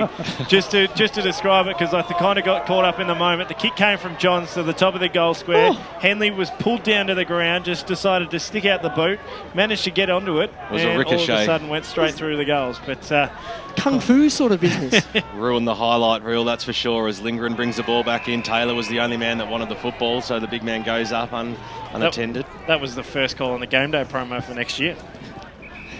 What can you do? Maybe next time. Well, goodness knows they need changing. So Vermont across the half-forward line. See Mullet just barking orders out there.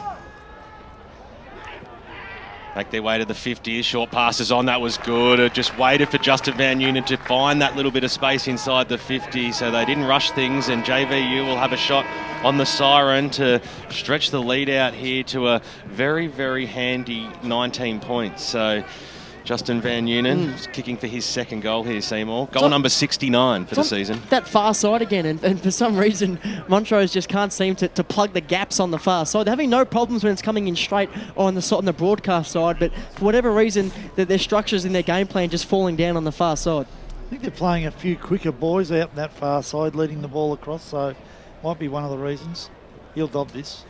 It's always a great tonic to go into half-time and getting around someone if they can put a goal on the siren. Justin Van Nuenen from 45 metres out. It's good off the boot, and the crowd love it too. His second goal on the board, and Vermont at half-time out here in the qualifying final. Division 1 Choose Tap Final Series lead 8-5-53. Montrose 5-4-34. Well, it's a case of blink and you'll miss it here in the second quarter. Vermont out to the 2-goal lead. Montrose scrapped back and found themselves 7 points in front. And all of a sudden, it's half time at 19 points. Vermont, where did that come from, Brett Davidson? It just seems like that was such an even quarter, but it was a quarter played in two separate halves. I think, again, it comes down to the disposal, and both sides' disposal has been ordinary up until probably that 18-minute mark of that quarter. And then all of a sudden, Vermont stepped it up, and their disposal was the key. They hit targets, they were able to go forward, they ran cleanly, they held the ball up and waited for the spot up, and then when they've had their shots on goal, they've managed to nail it. So that's been the difference between the two sides today. But they're not out of it, Montrose, but they've got to be careful. If they come out in this next 5 minutes and Vermont kick one or two, it could be difficult to get back from that. 2 goals each to Nathan Henley and Justin Van Nuenen for the Eagles, while David Bell has 2 goals for the Demons. Hope you're enjoying the broadcast on 98.1 Radio Eastern or streaming live on efl.org.au around the globe. There's plenty of great games as you go local for your football in this Choose Tap final series right across all divisions, and we'll be back with all those important scores with Braden Ingram right after this. Car City's website is awesome, but nothing compares to experiencing Car City in person. It's massive! A huge 10 acres bursting with up to 2,000 used and late model cars. Plus, Car City offers instant on-site finance, so you can have the car you want now. T's and C's apply. Check them out online, carcity.com.au, and make sure you visit to experience the huge Car City difference.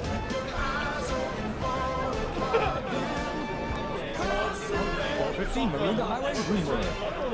If I'm going to have a plumber come to my place, I want one that cares. So I use local H2 Pro Plumbing.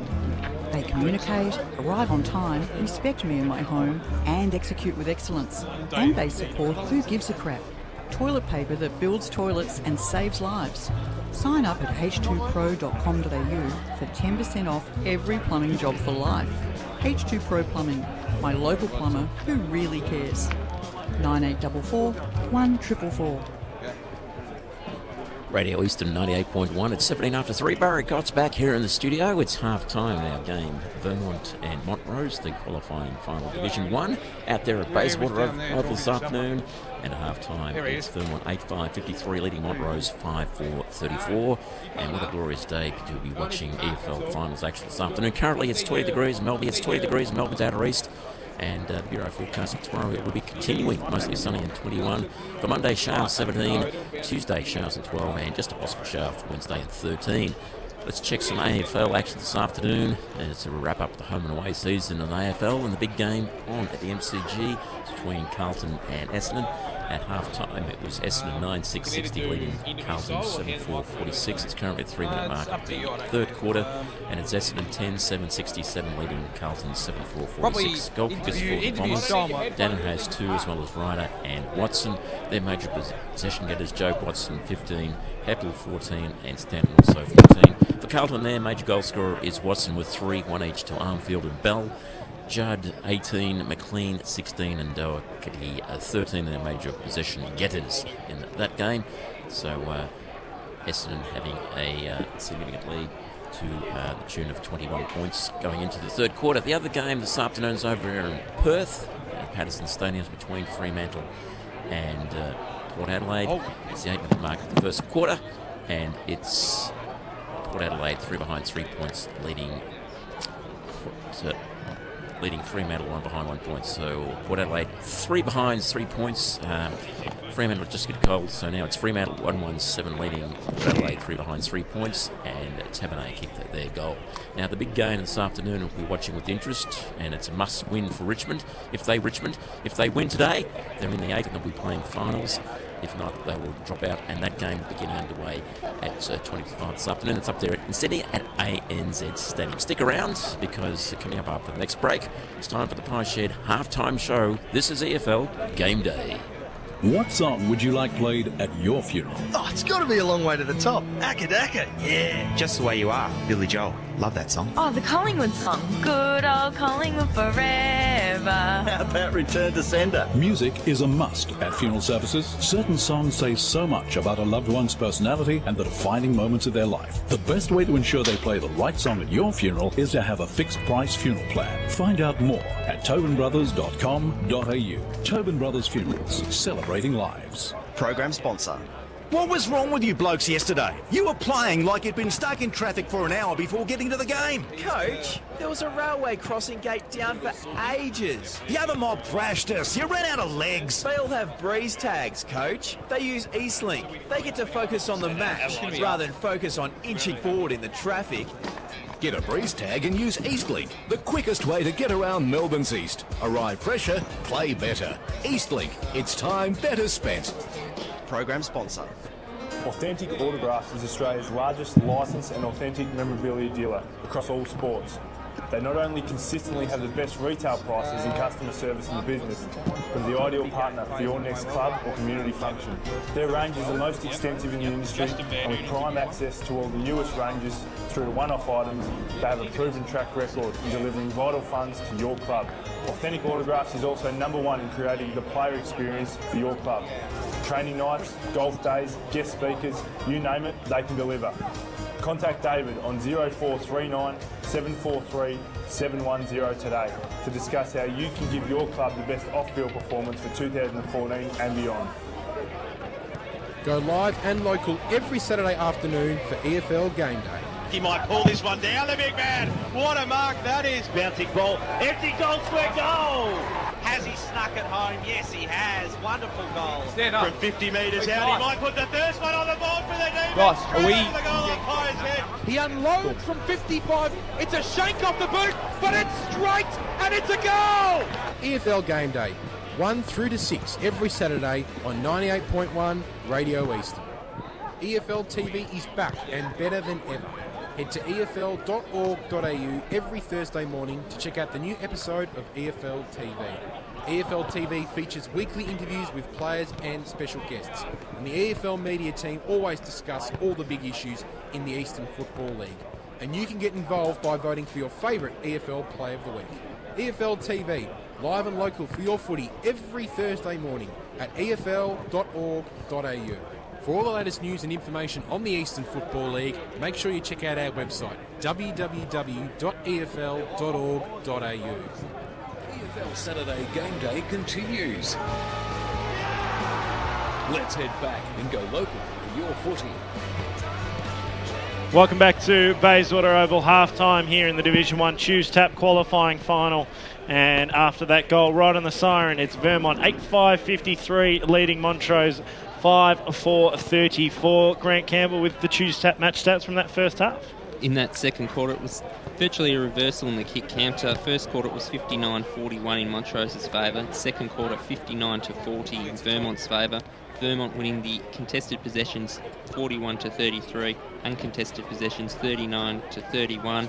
Montrose winning the inside 50s 16-14. Marks inside 50 just 2-1 in favour of Vermont. I think Montrose's inside 50 mark came from an intercept kick, so they weren't able to do much damage going forward. And the intercept marks 7-2 in favour of Vermont, so Montrose are turning the ball over a bit too often that quarter. Yeah, exactly right. This is the Pie Shed halftime show. That's exactly where I'll be heading after this one, right around the corner this time at least. It's nice and easy to get to this afternoon, and to take us through it, we can't unfortunately get Clint Stanaway on the line. He's up on Buddy Watch. Buddy Franklin out of that one, and he won't play the Sydney-Richmond game, but more importantly, we've got a massive game on our hands. And Braden and Damo, it's been a pretty close first half.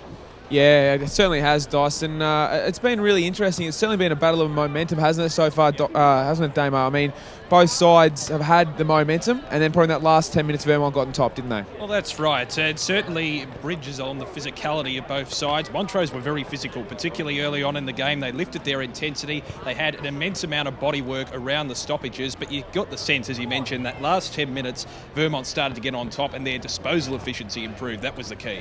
That goal to Justin Van Unen right on halftime, after the halftime siren, that really is an important goal. I mean, gets the lead out to 19 points and probably just accentuates how dominant Vermont were towards the end of that quarter. Absolutely, and also not only that, it galvanises the group, it improves their morale. Justin Van Unen is their star goal kicker, had 67 goals to his name coming into today's game, and for him to get his hands on the ball, he was quiet early in the game in the first term, didn't score a major to his name. For him to get that goal on the board was huge from Vermont's perspective. We'll head back upstairs quickly. Dyson, you've got all the around-the-ground scores to the local Burger Co. Yeah, some interesting games going on at the moment, Braids. It's in Division 2. It's North Ringwood 6-4-40, leading by 31 points at the moment. Croydon 1-3-9. Templestowe 4-4-28, down by just a goal at half-time. Boronia 5-4-34.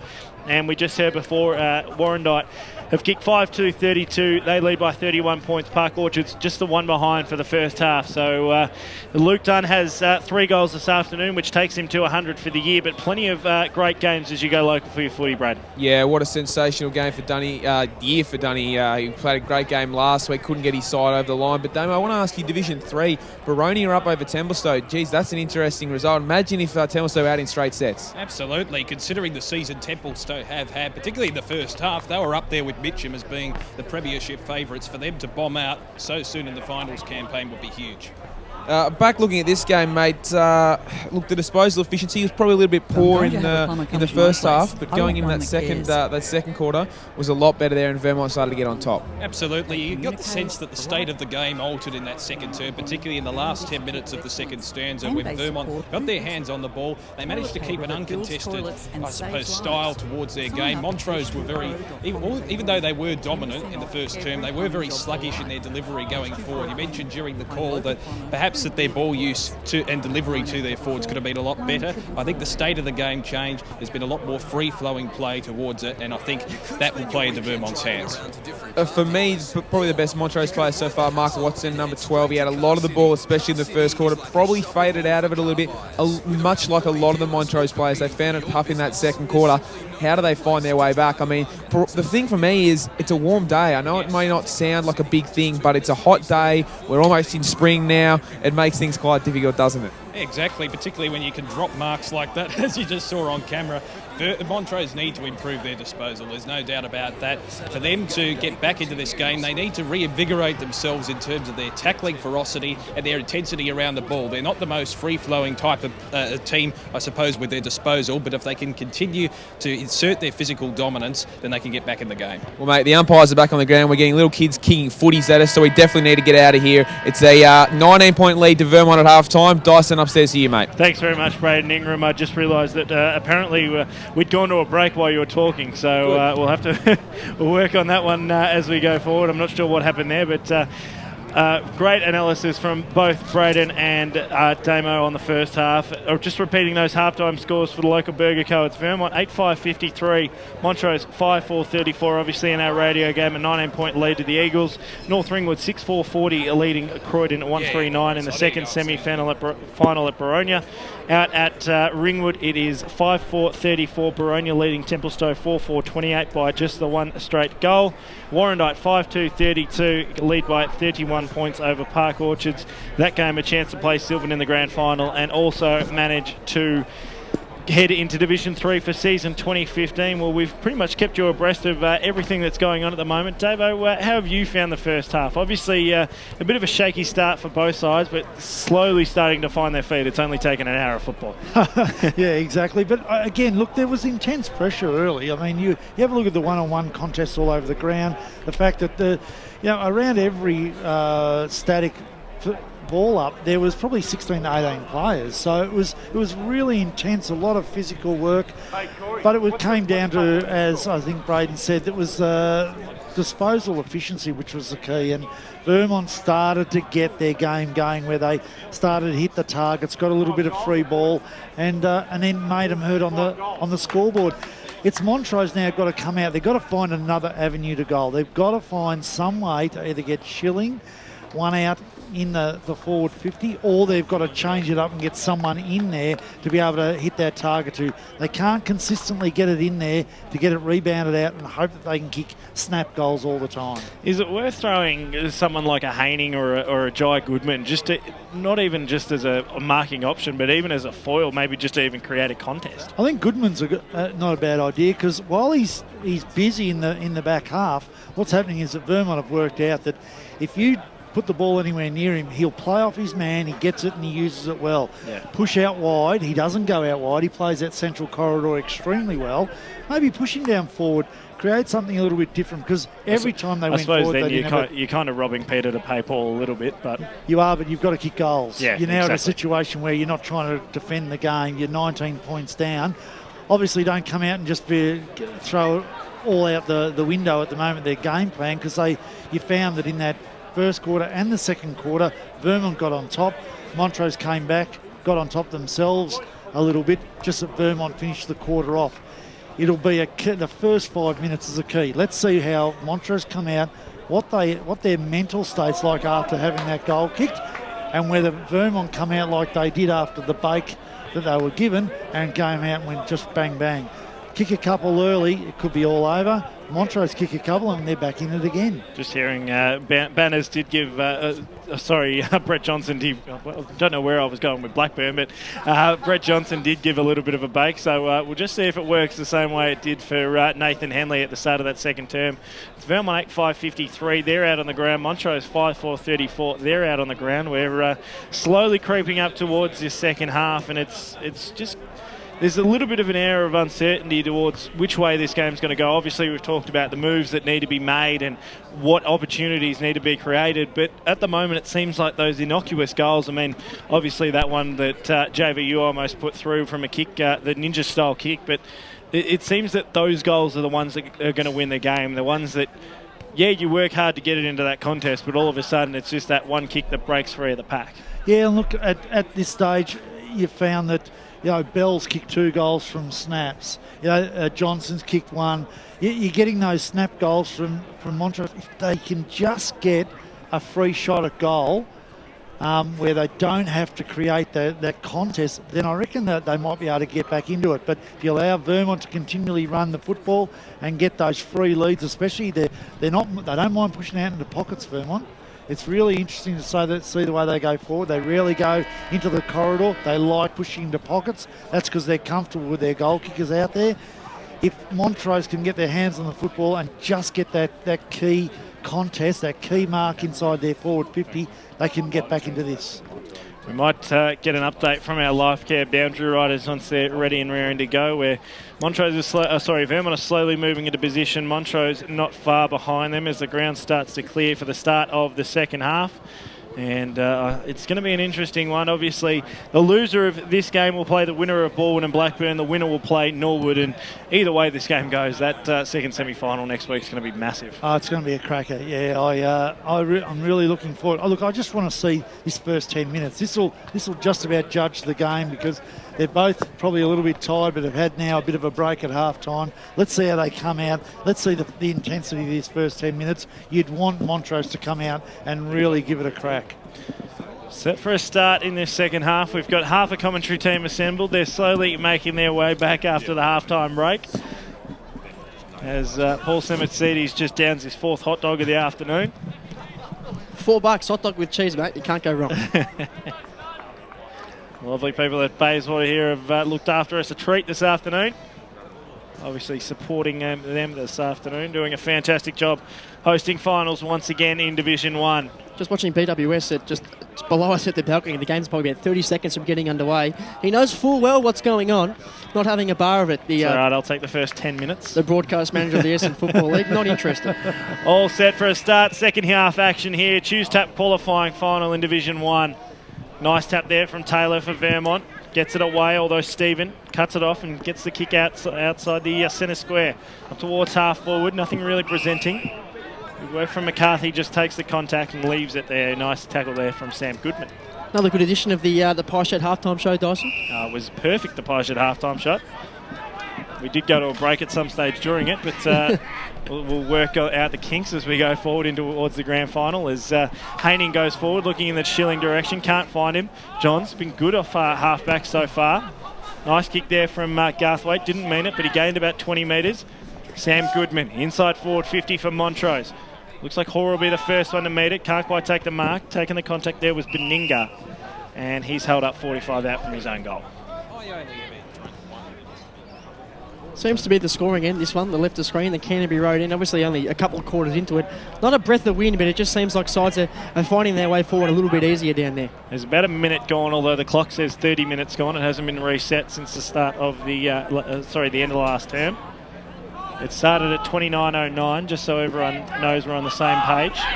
Great work there from Langdon. Found a bit of space, gave a handball off to Goodman of the dry variety. Gets his handball off to Causa. Causa, ugly floater kick, but it might find its target. Doesn't quite do so. Doesn't bounce for Watson. And he's held up once again. Just panic city from Causa there. It was in an absolute paddock of space and just kicked it without looking. So, ball thrown up. 50 out. Nice tap from Taylor. Straight though, Stephen though. And his kick wasn't flash. He's turned it over and Rory Lehman takes possession. Lehman. They need the first one at least. Exactly right. Kicks to the outer side. Looks like Johnson. Johnson up the line. Can't quite find his target. Looks like Deneen out there. Hard up against the boundary line. First one to meet it here will be Dylan Rickard. Rickard short. Tough kick, but he's found its target and Jai Goodman marks. Plays on, puts himself under a bit of pressure. Probably didn't need to do so. Then puts a teammate under pressure there in Scott. They finally work it out. They're just making things hard for themselves. Rickard. Nice defensive work just to try and hold it up on centre wing. Still trying to push forward there, Bell. And now, once again, they break the deadlock. Deneen gets it off to Taylor. The big man doesn't really know what to do, but he finds Justin Van Unen, who takes it on the 4th grab, and right on the paint of 50 can line up for his 3rd of the afternoon. You know, maybe it's a situation like Montrose have done extremely well this year playing football of the intensity of First Division normal season. They're suddenly playing their first final in First Division, and the tempo is certainly up. They look like they're under pressure a lot more when they get the football. Their decision-making is not as clear. That could be the differences to why they're turning the football over as much. For goal number 3 in the first of the second half, Justin Van Unen. Looks a bit of a helicopter off the boot, but it's gone straight through the middle. And Justin Van Noonan has 3 goals to keep forward for the Vermont Football Club. And he moves his side on to 9-5-59. They lead Montrose 5-4-34. We've gone 2 minutes in this third term. Early stages on EFL Gameday, Bendigo Bank scoreboard. Well, that really hurts that goal now because, you know, they had the ball, they had control, they turned it over with a the old full possession. 12-point play, the one you don't get and the one that they do. Yep. And Van Noonan's a bit of a key at the moment. They've given him lots of space.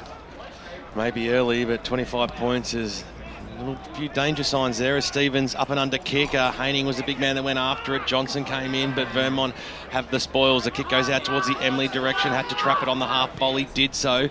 Turned back inside and kicked it up towards the half-forward line. That was fantastic. John's on the right boot, set sail for goal from outside 50 metres. He brings it back. Sensational kick there by Lachlan Johns. That's his second goal of the afternoon, and Vermont have gone bang, bang at the 3.5-minute mark of this third term. 10-5-65 on the Bendigo Bank scoreboard, and Montrose 5-4-34. How do they find that much space at half-forward? Not only that, that was a 1.5-step kick, and he's kicked it 50. And he's 4 foot tall. Oh, that is a magnificent kicker. But you're right, look, this is danger time now. Now Montrose have got to get back, get their hands on the football, get clean, get it into their forward half, and hopefully get a mark and goal. Update thanks to the local Burger Co. Park Orchards, 3 goals in 7 minutes. As Johns, can he line up for 2 in the space of 30 seconds? Sends it home, Lockie Johns.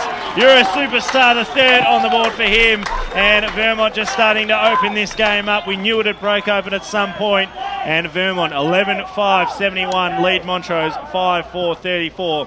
Just when you thought the first one was good, Brett Davidson. That was better. That was a quality goal. He knew what to do, but to nail it from outside 50 the way he does was just fantastic. This is the What do you reckon they're saying in the middle? Get it to Johnsy. Yeah, go straight back there. But you have a look right now. There's no centre half forward for Vermont. That space 60 metres out from goal. There's just an absolute paddock.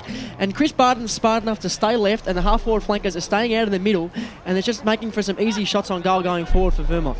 So another clearance it looks like here for the Eagles. Good tackle there by Johnson.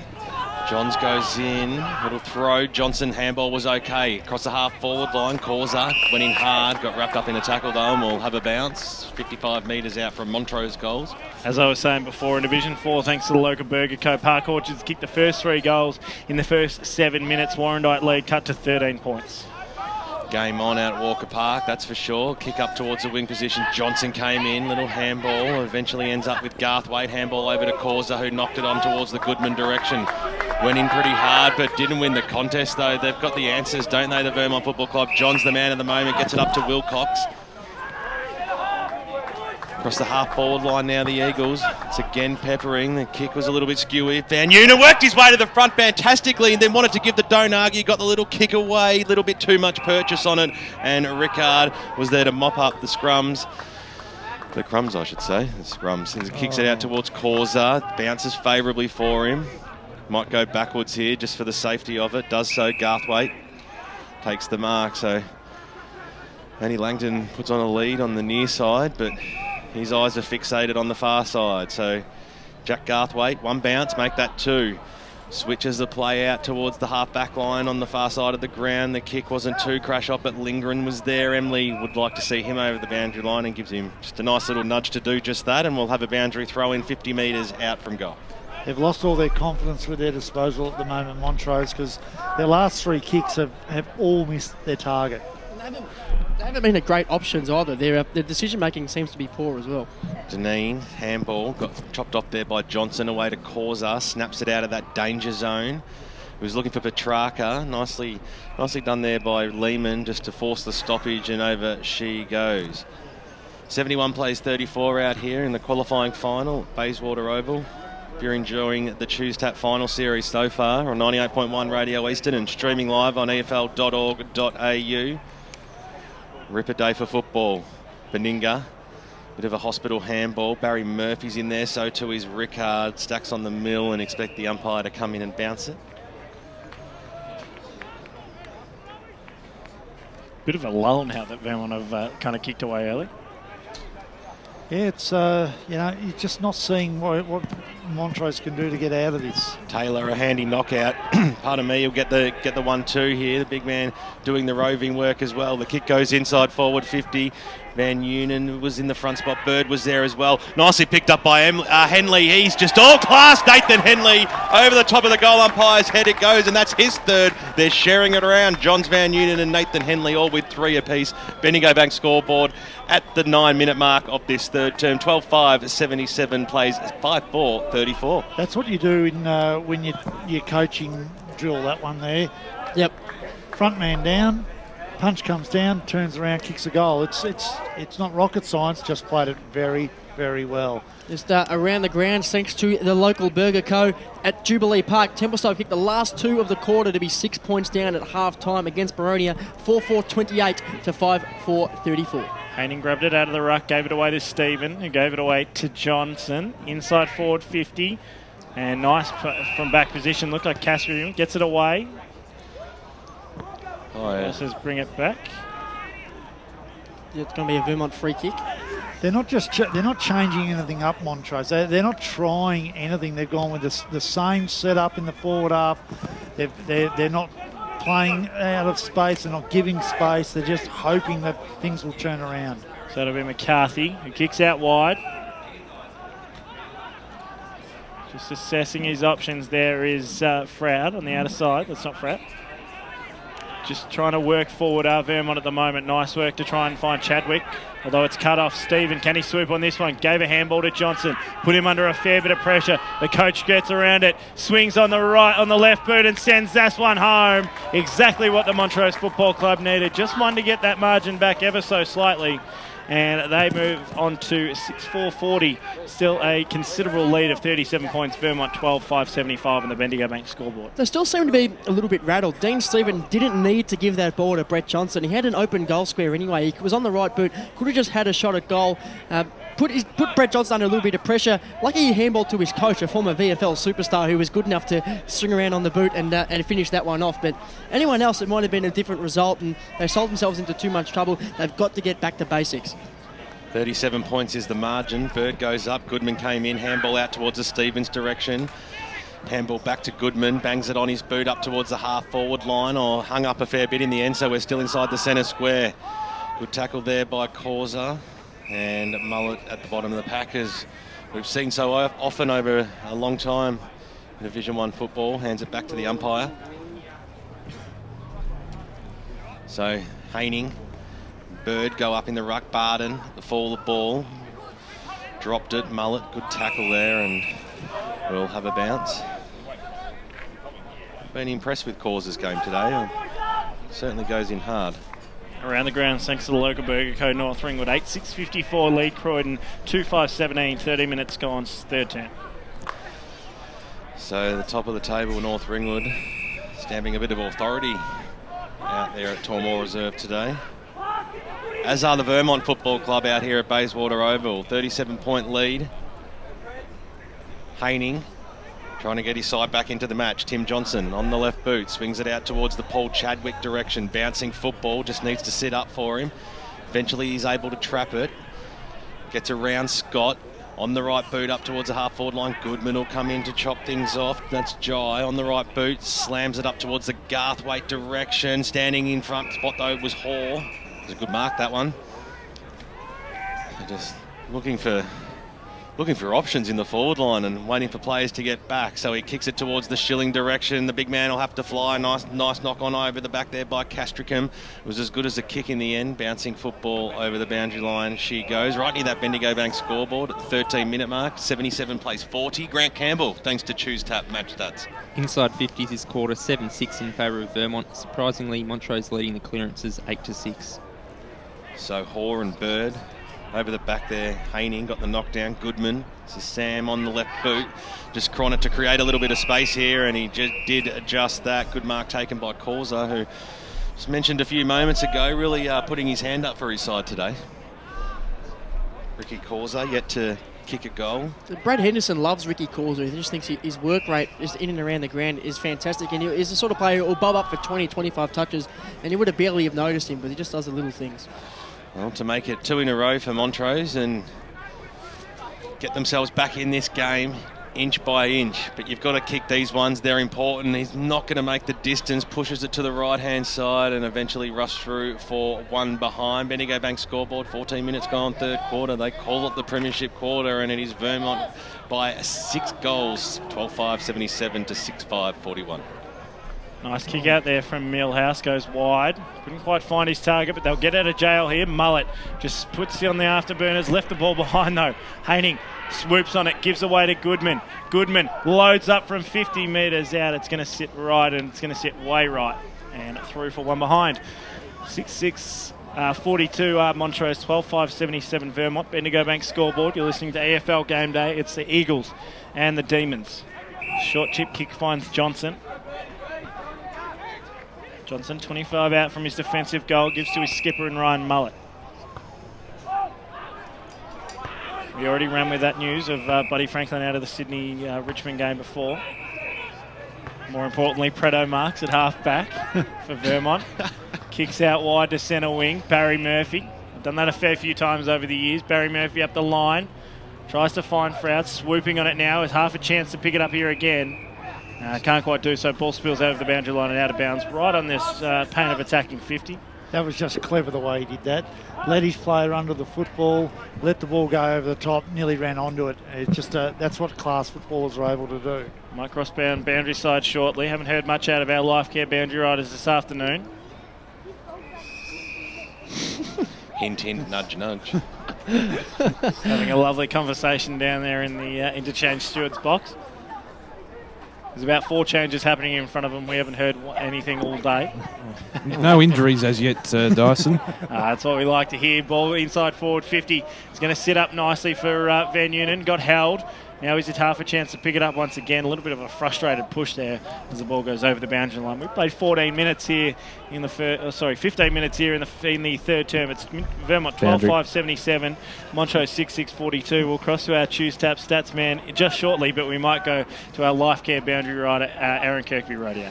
Guys, you want something? I've just picked up a blade of grass and there's no change in the wind direction. Thanks very much. Matthew Lloyd. There's Langdon. Picks it up on half-back, gets around Chadwick. Now a short chip kick. Was accurate enough to find a teammate. Now they've got sprawling through the middle of the ground. Goodman gets it, put himself under a bit of pressure, kicks to a 2-on-1. Not a smart move. Johnson. And now they're away. McCarthy short, turns it over. Ricky Corsa has it centre wing commentary side. Corsa got Bell short. Will eventually receive the handball there from Telford. Swings around now, David Bell. Set sail towards the top of the goal square. One-on-one situation. Schilling knocked away from him and rushed through for another behind. So that's their 7th on the board, the Montrose Football Club. They are 6 goals, 7-43 on the Bendigo Bank scoreboard. 12-5-77 Vermont. So a few chances in the last 5 or 6 minutes for Montrose, which they'll be disappointed with because they could have found themselves a lot closer. Henley gets it out towards the Johns direction, who set the game alight early in this third term. Short passes on. It's good. Wilcox on the right boot. Leading out and taking the mark is Barry Murphy. Far side of the ground out here at Bayswater. They'll square it up to true centre half forward where Taylor was the big flyer at the back of the pack. Scott was be the man to pick it up. Oh, Bernie Deneen was right on his hammer, went in hard and put his head over the football and won the free kick. It was... Well, I'm not going to say it was soft, it was Tiggy Touchwood, but if you want the football, you've got to go in as hard as Bernie Deneen does. I tell you what, if anyone's going to get a free kick like that, it's Bernie. Just the way he goes about it, he knows how to milk them pretty well. So Bernie kicked 1 goal this afternoon. We saw that in the first term, a snap around the body. This time he'll go for the old traditional drop punt, 40 metres out from goal. The goal umpire does not move, and the celebrations begin. That's his 2nd goal. 19 minutes almost gone here in the third term, and it's a 40-point lead to the Vermont Football Club. 13 goals, 5-83 to 6-7-43 on the Bendigo Bank scoreboard. It still doesn't feel like a 40-point margin. I mean, Vermont have got on top, I think, only in patches, Davo, but they've been good enough in those patches to string together 3 or 4 consecutive goals. And they're good goals. Like they've kicked a lot of long goals, so whereas Montrose is still kicking those snap goals. I love their setup. Look at that setup in their forward line. They're running the classic U, where there's nobody from basically 60 metres in front of the goal. It's just fantastic. North Ringwood have kicked 2 in a minute. Daniel Wood ran into an open goal, snags another one. North Ringwood 73, plays Croydon 17 midway through the third term out at Boronia. Thanks to the local Burger Co. Thanks to the local Burger Co, of course. Oh, that is just super play. Bernie Deneen causing a spoil there and following it up with a tackle. Fantastic stuff. That's reminiscent of the days when he won all those medals. Yep. That sort of play, fantastic to see. Ball tapped down, good work there from Haining, gets it away to Goodman. Although they'll turn it over once again. But the contest ensues. Out on centre wing, Ryan Mullett just sticks on the afterburners, finds a bit of space. Kick was smothered, still in contest. Not really going anywhere. Throw. Goodman's finally found a bit of space, gets a short chip kick. Nice work from Stephen, just put his body on the line. And there'll be a free kick going the way of Stephen. Get out of jail free there for Dean Stephen. But Montrose will get the ball. Inside forward 50 now. Schilling, the target, couldn't quite find him. Ball spilled over the back of the pack. Right in front of Mr. Boundary. Whippy, next to the scoreboard, which reads a 40-point lead in favour of Vermont. Cross boundary side, thanks to Lifecare, Damian Watson. Yes, Dyson. Steve Cochran has emerged from the Vermont coaches box and is looking pretty vocal down there on the bench, so it's good to see. Thanks for that update. Starting to find some form, both of our Lifecare boundary riders. Johnson gets it away. That was a throw. His other arm was being held. Umpire snap came around the body. Sam Goodman's pretty happy with that one. Likes it. Umpire's happy with that one. Waiting on confirmation. There it is. And not done with yet are the Montrose Football Club. 7-7-49. Vermont 13-5, 83. Into time on third term here on EFL Gameday. And that's one of the things that you've got to be pretty impressed with Montrose. They haven't thrown it in. They haven't given up completely. They just keep working and working. That's probably the difference between the two sides. They're very workmanlike, whereas Vermont have got a little bit more extra class. But that's the thing, and it looks like Vermont is still trying to suffocate Montrose. I mean, the ball was deep inside their forward 50. Simon Taylor at full forward had moved right up to the centre circle. So I think that's the game plan now for Vermont. Now they've got this lead, just strangle the Demons. Don't give them enough air to breathe. This game might be close, but I'll tell you what, there's one definitely closer at Walker Park at the moment. Ain't close, mate. I was trying to make a decent segue. 38 points apiece, 26 minutes gone. Third term out at Walker Park between the Bloods and the Sharks. Game on. Matty Langdon has the ball in the centre square. Wants to move it on. Handball over the top to Stephen. Back to Langdon. They're mucking around with it a little bit here. Reid came in to lend some support. Beninga. Nathan Henley picked it up. He was wrapped up in a tackle by Beninga and brought to ground. And Geordie Buckingham will bounce the football right in front of us here on the members' side. Restart. Haining went up unattended then. Knocked it down. Jai Goodman's in there. Gets the little handball away to his brother and Sam, who was ripped down in a fantastic tackle. It was unrewarded from Chadwick, but he's an imposing figure, Paul Chadwick. So... well, there was a non-officiating umpire who's come in and said it was a little bit crude. So Sam Goodman on the left boot kicks the ball inside forward 50. It was a 3-on-1 situation. Lehman came over for the spoil, but a free kick's been paid to Montrose, holding on Johnson. So Brett Johnson, who's already kicked 2 goals. No one in the square. If he can fair old Rooster football too. A bit of a hop, skip and a jump towards the Garthwaite direction. That's a strong mark. He was in between 2 players and quite sizable opponents as well, and stood strong in the contest. Fantastic. Chadwick and Barden just straight stop for one another. That's good if you're a weak salesman. Grant Campbell, thanks to Choose Tap. Montrose this quarter, 32 kicks, 35 handballs. Vermont, on the other hand, have had 35 kicks and only the 14 handballs. So are Montrose handballing too much this quarter? Well, that's a very good question. Certainly not kicking enough goals, but this will help them on their way. Jack Garthwaite, utility player, can play back or forward, and he kicked it like a backman, squeezed it through for a behind in the end, and the Bendigo Bank scoreboard, 23 minutes gone in this third term. Montrose, they're trailing by 33 points. 7-8-50, plays 13-5-83 as we cross down boundary side, thanks to Lifecare. Boys, as I predicted earlier on, the interchange rotations have increased markedly as the game wears on with the warm conditions, so it'll be interesting to see how tired the players are as the game continues. We've sparked them into life, Ben Warren Smith. Great work from Johnson. Takes a second bounce, runs down centre wing on the outer side, bombs it into an open forward 50. It's going to go hard up against the boundary line. Still manages to stay in now. It goes out of bounds in front of Brendan Gardle. And in front of Davis Harrigan doing a bit of photography on the outer side of the ground. Paparazzi. So ball to be Scary paparazzi. thrown in right on the paint of 50. Be Haining and Taylor once again, as they have done all day. Once again, a 0-0 draw. That's been one of the things this afternoon that's really got me, is just that genuine contest every time they go, both of them go up in the ruck. But I've noticed Taylor and Bird a lot, especially more so around the ground. I don't think I've noticed Andrew Haining as much this afternoon, and I've seen some games where that bloke has absolutely dominated. I think all the big men have really been a bit quiet. They've been good at the contest, but around the ground, I don't think either of them have done much. It's been the small players that have had a lot more influence on the game today. Ball thrown up once again. This time Haining gets the tap down. Although a kick came out, looked like Reid inside forward 50. No real mark presenting. Montrose held it up about 15 metres round from their defensive goal. Daniel Reid, the fluoro yellow boots, absolutely blinding. Gone with the same as JVU, so maybe got the same boot sponsor, those two. Ball thrown up once again. Third man up, got the punch away. Now a chance, a shot on goal. Looks like Ash Brown, and he's put that one on the board. Another goal on the board for Ash Brown. He kicks his second, and that's not what you want to see. It was almost a little bit of a comeback here from Montrose, but that'll just stem the flow. And 14-5-89 Vermont, 7-8-50 Montrose.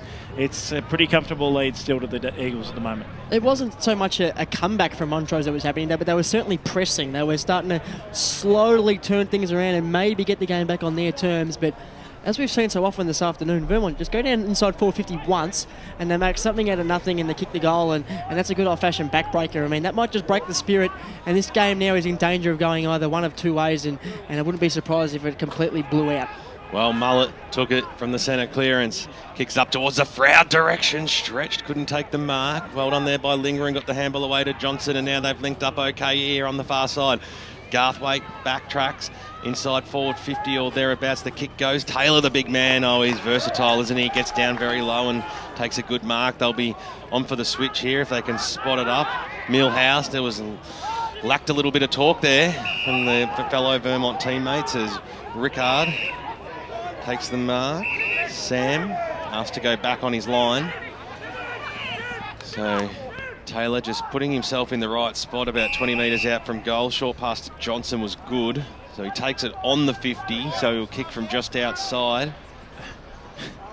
I just like the got way... about 4.5 metres. Yeah. I just like the way that Vermont have at least made some changes to their setups, whereas Montrose have just gone back to the same old all the time. And you know, this bloke's the one that's probably had to do it all for them, I think. Yeah, I think he's comfortably been their best player, Brett Johnson, this afternoon. And he's going to back himself here as well. 2 goals thus far. Plays on, swings around on the left boot, has it, got the distance right to the top of the goal square, touch through, another rush behind. There's been a few of those for Montrose today. 27 minutes gone on the Bendigo Bank scoreboard. 14 goals, 5, 89, 7-9, 51. Jacob Castricum, he's almost been one of the recruits of the year in Division 1. I mean, not a lot gets spoken about him across from the Knox Falcons. He is as solid a fullback as you'll see in Division 1. Emily with the ball at fullback. Short finds Barden. Just happy to slow down play. Kicks back to Johns. Johns has got Johnson on short. He's got Millhouse shorter and decides to go to the ladder. And he kicks back. Finds Barden. Just racking up the Supercoach points at the moment. Although they've turned it over, almost turned it over. Emily gets out of jail, tries to use his pace. He won't go anywhere. Nice corralling there from Causa. In the end, they get the disposal away, although they put themselves under a fair bit of pressure. Won't matter, though, because that's three-quarter time here on EFL Game Day, and it's Vermont running away with this one. They lead 14-5-89. Montrose 7-9-51. We'll be back with the final term for the Division 1 qualifying final right after this on EFL Game Day. If I'm going to have a plumber come to my place, I want one that cares.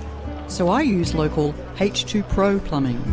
They communicate, arrive on time, respect me and my home, and execute with excellence. And they support Who Gives a Crap? Toilet paper that builds toilets and saves lives. Sign up at h2pro.com.au for 10% off every plumbing job for life. H2 Pro Plumbing, my local plumber who really cares. 9844 1444. Car City's website is awesome, but nothing compares to experiencing Car City in person. It's massive! A huge 10 acres bursting with up to 2,000 used and late model cars. Plus, Car City offers instant on-site finance, so you can have the car you want now. T's and C's apply. Check them out online, carcity.com.au, and make sure you visit to experience the huge Car City difference. 415 Maroondah Highway, Ringwood. 2 after 4, Radio East of 98.1. This is EFL Game Day, and we'll be back for the last quarter of the Choose Tap qualifying final. Vermont versus Montrose from Bayswater Oval. Division 1 game in just a moment. It's time to check some AFL scores. Barry Cott's here in the studio. And an interesting game this afternoon has been at the MCG. It started off with Carlton leading, then Essendon fought back well, and then Carlton came back again, and it's a relatively close game in the last quarter. It's currently the 12-minute mark, and it's Essendon 12-11-83 leading Carlton 12-4-76. Goal kickers for Essendon, Danaher, Reiner and Watson have 2 each. Their major possession getters, Stanton 21, Watson 20 and Heppel 19. For Carlton, Watson has kicked 3, Menzel 2 and also Yaron 2. Their major disposals from Judd 28, McLean 27 and Doherty 19. Other game this afternoon over in Perth at Patterson's Stadium is between Fremantle and Port Adelaide. It's currently at the 15-minute mark of the second quarter. Very close game indeed. It's Port Adelaide 5-4-34, just leading Fremantle 5-3-33, so 1 point lead to Port. Goal kickers for Port, Schultz 2, 1 each to Westhoff and White. Their major possession getters Gray 14, Ebert 9 and also Pollock 9. Major goal kickers for Fremantle, Pavlich has 2 as well as Taberner has 2, Walters 1. Their major possession getters Neil 14, Pavlich 12 and Spur 11. So 1 point lead halfway through the second quarter. Port Adelaide 5-4-34 leading Fremantle 5-3-33. And of course a very important game this afternoon is up at ANZ Stadium in Sydney between Sydney and Richmond. The big story coming out of that is that Buddy Franklin will not play this afternoon. That's right, Buddy Franklin's withdrawn and will not be playing for Sydney against Richmond.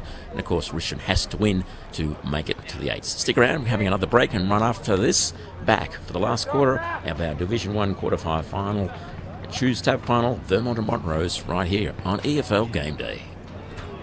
Good news, boys. It's 20% off to travel on Eastlink on weekends and public holidays with a car tag. So, with the money you'll save, you'll have enough. Enough for what, Coach? My birthday present next week, and I have my eye on some sparkly gold footy boots with some pandas on them. Get a breeze tag and use Eastlink, the quickest way to get around Melbourne's East. Arrive fresher, play better. Eastlink, it's time better spent. In sparkly boots. Program sponsor. If you plan to be cremated when you die, where would you like your ashes scattered? Sorrento Beach at sunset. The famed Flemington Strait. Just leave me on the mantelpiece facing the telly so I can watch the Mighty Hawks. Oh, I'm in the glove box of my 1951 FX Holden. At Tobin Brothers Funerals, you can celebrate your life in any way you wish. What you want done with your ashes, the music to be played, donations to charity. Those and other wishes can all be set out in a fixed price funeral plan. Find out more at tobinbrothers.com.au. Tobin Brothers Funerals, celebrating lives. Program sponsor. Are you feeling like your man space needs something special? Club rooms need a little something behind the bar? Just want to spoil yourself and show off to your mates? Authentic Autographs is Australia's largest licensed and authentic memorabilia dealer across all sports. With a range second to none, Authentic Autographs is a one-stop shop for all your memorabilia needs. If there is an empty space on your pool room wall or you feel your man cave needs something special, contact David on 0439 743 710 or visit the showroom at 11 to 15 Westwood Drive, Deer Park. For all things EFL, The Huddle. Good evening, Eastern Football League lovers. One of the punishments is you've got to get a spray tan the Friday night before a game. Oh, nice. Wash all the jumpers. And of course, he is Glenn Archer, and welcome to the program tonight. G'day, Glenn. G'day, guys. How you going? If it was up to Dino, he's winning the league BNF, our BNF. How much longer we've got to see Stewie Wine going around in the Eastern Football League? Probably about 1 quarter. 6 p.m. every Wednesday on 98.1 Radio Eastern. For all the latest news and information on the Eastern Football League, make sure you check out our website, www.efl.org.au. EFL Saturday Game Day continues. Let's head back and go local for your footy. Welcome back to Bayswater Oval. It is three-quarter time in the Cheers Tap qualifying final between Vermont and Montrose. The two huddles just breaking up. Vermont 14-5-89, leading 7-9-51. Montrose going to cross down Bandry's side for Lifecare to Aaron Kirkby-Rodier. Steve, massive third quarter there. What was your message to the boys for the last quarter? Oh, look, we just had to stick to what we know and play the way we wanted to play. I thought... to Montrose's credit, I thought the first half they were fantastic. They really took it up to us, and it was a real arm wrestle. The game ebbed and flowed, and I felt as though if we could just stick to what we know and be disciplined and accountable, that eventually we get on top. All the stats were showing that we're starting to get on top. We just needed to maintain our intensity. Thanks, man. As doing a great job, boundary side there for Lifecare. Grant Campbell, you've got the Cheers Tap match stats. Yes, in that third quarter, Vermont had 49 kicks to 36, Montrose 36 handballs to 17. So Montrose, same number of kicks to handballs, Vermont about 3 kicks per handball. Inside 50s were 12-11 in favour of Montrose, but Vermont obviously kicking 6 goals from those 11 inside.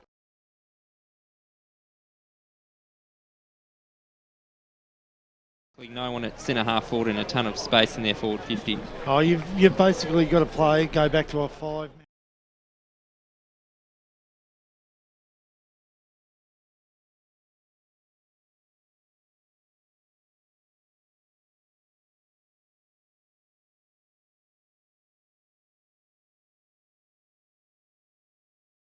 Stat. Cross boundary side, thanks to Lifecare. Damo? Yes, Brett Johnson implored his players to push a third man up in the contest and increase movement around the stoppages of this final term. He also told his charges to believe in themselves and take the game on through the corridor because there's no way back from here. And thanks to the local Burger Co. just go around the grounds to Jubilee Park. Templestowe have kicked the last 6 goals of the game to lead by 25 points. Ex-skipper George Saranides won right on the siren. A bigger spirit spring in his step. A bigger spirit lifter than your right arm on a Saturday night BWS. Last quarter action at Bayswater Oval, Division 1 qualifying final. Johns gets it out of the middle of the ground, gets it up towards Chadwick. It's cut off though. Nice work taking the mark there was Langdon. Langdon kicks out wide, finds Goodman. Nice chip kick, finds its target in Johnson. It gives away to Dean Stephen. Up towards half forward, looking for a target. Couldn't quite find it there. Intended option was Hoare. Taylor to clean up. Nice short chip kick there from Lehman. Finds Johns, who's been super in this second half. Man crush. Preto gets it away. Now Taylor in the middle of the ground, the big man. Sends it inside forward 50. Van Unen one-on-one and just sticks the jukes up. Strong. And if it's not a mark, it's a free kick. And 25. And he'll go. And it is 25. So wow, it's the first one of the afternoon. Point blank range will Justin Van Unen to try and kick goal number 4. Well, I don't want to be all that critical. Dean Stephen wins the ball extremely well, but his disposal today has been appalling. Yep. He has turned the football over nearly every time he's got it, which is a shame because he gets it really well. And that was another one of his turnovers and clinical use of the football. And for a big man, that was a great disposal from Taylor. Oh, perfectly weighted kick. Van Unen makes no mistake, happy with it, straight off the boot. And the 15th goal on the board for the Vermont Football Club. They move on to 15-5-95. Montrose 7-9-51. We've played a minute and a half in this final term here on EFL Gameday. It's the Eagles and the Demons. I think that might be... They may have kicked a goal in the first minute of every quarter so far, I think, Vermont. They've come out and just gone bang, bang, bang, bang every quarter. And that puts Montrose on the back foot straight away. But again, they're set up beautifully. All that space that he had to then lead out to, it was, it'd be great for being a forward. Around the grounds, thanks to the local burger company. 10-point ball game in favour, I believe, Park Orchards, 9 minutes into the final term. Well, the Sharks are swimming as the kick goes inside forward 50. You'd like that one, Seymour. Pack forms picked up there by Chadwick. Got a handball out somehow. The Sharks are swimming. What are the Bloods doing? Bleeding. So Geordie Buckingham to restart this match. 40 metres out from the Vermont goals. Taylor goes up unattended. Then there was a bit of shepherding happening from Bird in the ruck. So be a free kick to the D's. They're screaming for it on the far side of the ground. The kick goes in towards the middle where Rickard was there at the fall. The ball picked up nicely by, I think that was Goodman then, holding the ball. Good tackle there by Lockie Johns, but gave the don't argue and ran away with it. Kicks it inside forward 50 towards the Bird direction. Bouncing football. I thought it bounced. It got there in the end, so he takes the mark about 50 metres out from goal. He doesn't look confident. Open goal square, just got to just put it long. See Taylor just lurking down the big ruckman, screaming for it. So that's not too long. Was missed. Took too long. So Bird is going to eventually back himself here. It'll take every bit of a 55-metre kick to get to the line. Comes in now, short passes on. He tried to fool everybody in the end. Taylor came out, Deneen was in there too. Handball over the top to Lindgren. Gardle came in and chopped that off and got the clearing kick out towards Billy Schilling, where they've been few and far between today, the marks for Billy Schilling. Thought they might have changed him up and put him in the ruck in the third term, but he's stayed forward. Sam Goodman takes the mark. He's worked hard today. Short passes on. So they're a little bit easier this time for the Montrose Football Club as the kick goes up towards the half-forward line. Nicely picked up there by Castricum. Backwards to go forwards, and now Vermont will be away on the members' side. Short passes on that time there by Preto. Spots up Chadwick. Preto will get it back. We're in the blue boots this afternoon. Handball went awry over the top of Parker's head, but Emily was there for support. Switches the ball out wide now. That was a good kick. It was picked up there by David Barton. Slams it on his boot up towards the half-forward line. Over the top of Froud's head. Van Noonan was there. He was able to trap it. Geez, he's a strong footballer. Eventually got the handball away. Preto was there, but Hoare was there also to mop up for Montrose, and they'll be able to clear things out and do it their way. Short passes on. Rickard told to go wide, but he's got other ideas because Dean Stevens called for it at centre-half back. Takes the mark. So we'll see what he can do with his disposal this time, Davo. He's got a short option on here, which is the way he's going to go, but he still couldn't hit the target in Matty Langdon, put him under an amazing amount of pressure where Wilcox came in. He got legged. The umpire said it was okay. Bernie Danini spotted up Taylor. The big man's all lurking by himself, and Reedy might go short too, but Simon Taylor wants to get amongst the goals this afternoon, and the big man will go back and have a shot. 45 metres out, 45-degree angle. I think Montrose would just kill for a bloke like Stephen Goff at half forward now, just to create something for them. Matty Petrarca's their mercurial player who's barely got near it this afternoon, and another turnover by Dean Stephen, Davo.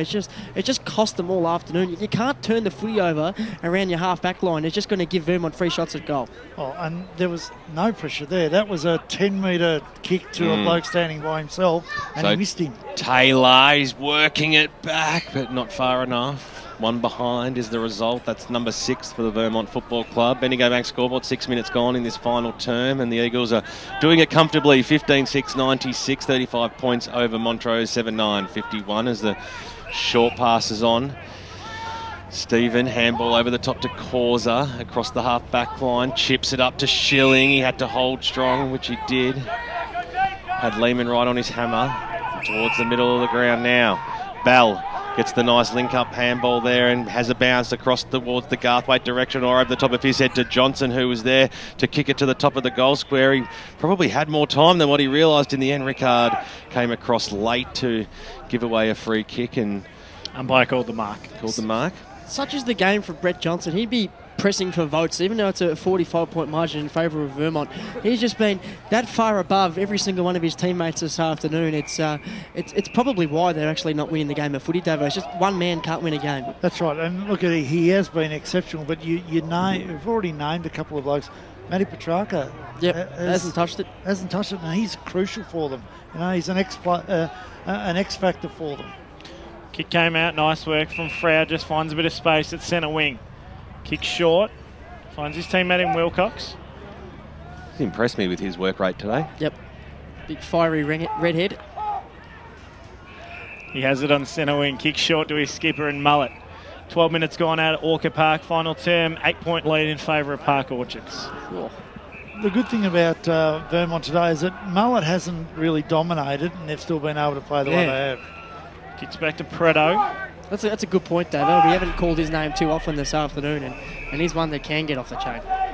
And that's pretty much sums up Montrose's day, because it was, I think it was Matty Petrarca just trying to be a little bit too hot with the pressure. Gave away the 25-metre penalty to Millhouse, who gets it off to Mullet. Now they go inside forward 50 in the Van Unit direction. Outmusted his opponent, couldn't take the mark. Ball spills to the ground. Reed handballed it. Umpire said he threw it. So it'll be a free kick going the way of Beninga. I know there's strength, but I don't think you're allowed to pick someone up and throw them out of the contest like that happened. Johnson, short chip kick. Finds his target in Rickard. Rickard gets it away, finds Hall. He's another one that has been too quiet today for my liking. Johnson pushed in the back. Umpire said he was tackled, called play on. Plenty of players just raffling it off in the centre of the ground. It's going to go nowhere though. Just looking at Dean Stephen, looks a little bit ginger coming off the ground. A sore ankle from the Sharon hitting it all afternoon. In the wrong spot. Trying to work forward. Montrose will get it through Goodman. Sends it forward. Wrong side of the right boot up towards Millhouse, who just dived into the pack, didn't even bother going for the football. Should have been a free. They'll clean up the Eagles, although making hard work of it there. McCarthy gets it away. I'll tell you what, they'll get out of jail here, but they haven't done it easily. Johns just kicks nicely up the line, finds a bit of space. Reed, and he takes it over the boundary line and out of bounds. 9 minutes gone. 15-6 plays 7-9. It's a considerable lead in favour of the Eagles. Grant Campbell, Tuesday match stats. Inside 50s, 8-2 in favour of Vermont. Contested possessions, 15-7 their way. So ball back into play. Picked up by Langdon. Wrapped up by two opponents, and we'll have a bounce. 2-point ball game. Park Orchards lead Warrandyte. Dooley Dooley. Absolute cracker out there at Walker Park. Expected nothing less. Both those sides have had a great rivalry throughout 2014, both winning one game each. New local rivalry in the Eastern Football League as Goodman swings around and was put under a lot of pressure there, and over she goes.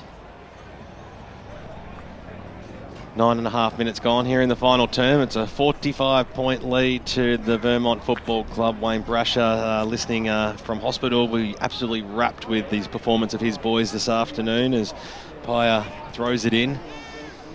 Goodman kicks it inside forward 50. I think there's a bit of holding going on there, and I think the free kick might be to Bell, is it, out there? Rickard. So Sam Rickard hasn't kicked a goal yet today. He'll have a shot from about 40 metres out, maybe a fraction more, almost directly in front. Class player.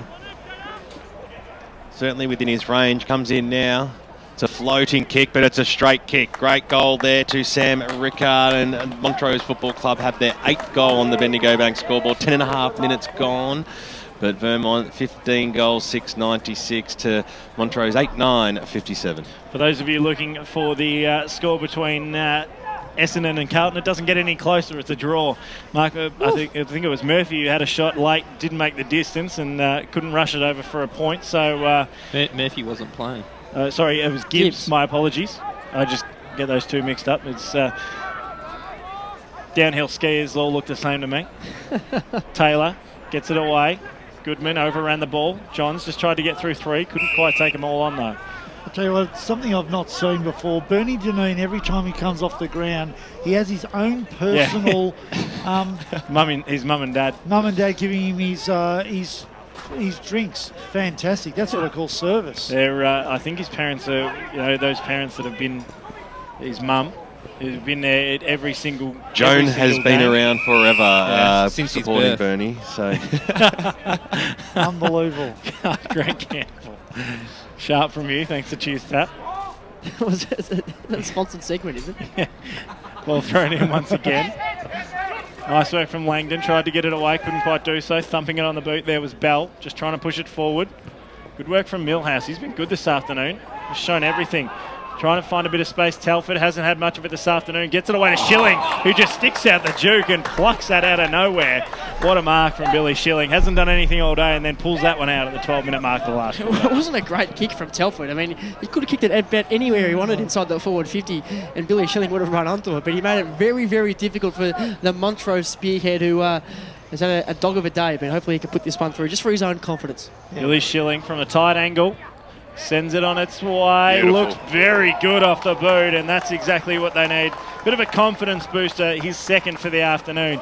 Going around the grounds thanks to the local Burger Co. Sharks by 8 points, 20 minutes gone in a close one out at Walker Park. It just shows today that if they can set up right, and that's what they've got to get. They've got to get their set up right. If they can set up right, Montrose, and they get the ball to Schilling, he is such a good kicker of the football, but they just have bombed it in and expected him to take the big marks. And Castricum's played a great game, just gone for the punch. But any defender can defend some of the delivery that's been put in today to them. Yeah, they put some homework into him as well. With Millhouse has been waxing off Castricum all afternoon, and that's a problem that Billy Schilling is going to find now for I think the rest of his Eastern Football League career, because he's just that dangerous. You leave him in one-on-ones, he'll burn you more often than not. It's important that Montrose run this game out, and on the left boot, Sam Goodman received the free kick, kicks it up towards the wing position, nicely done there by Reid, got the handball away to Mullet. On the right boot, dumps it inside forward 50, it's a good lead out there, and almost taking it was Justin Van Unen, snaps around the body, could this wrong and its way back through, no, it goes across the face of goal, and it might eventually be rushed over. Gardle was in there, Matty Langdon got to be holding the ball, and eventually seen over the boundary line, and no, it's been called a ball up just before, so... It's the third of two options, the ball up. Very lucky, McArdle. And that's what you look at. You do want those tackles rewarded. I mean, they are great tackles that need to be rewarded. Well, he tried to take him on. There was nothing else he was going to do. Had the hands free. Yeah.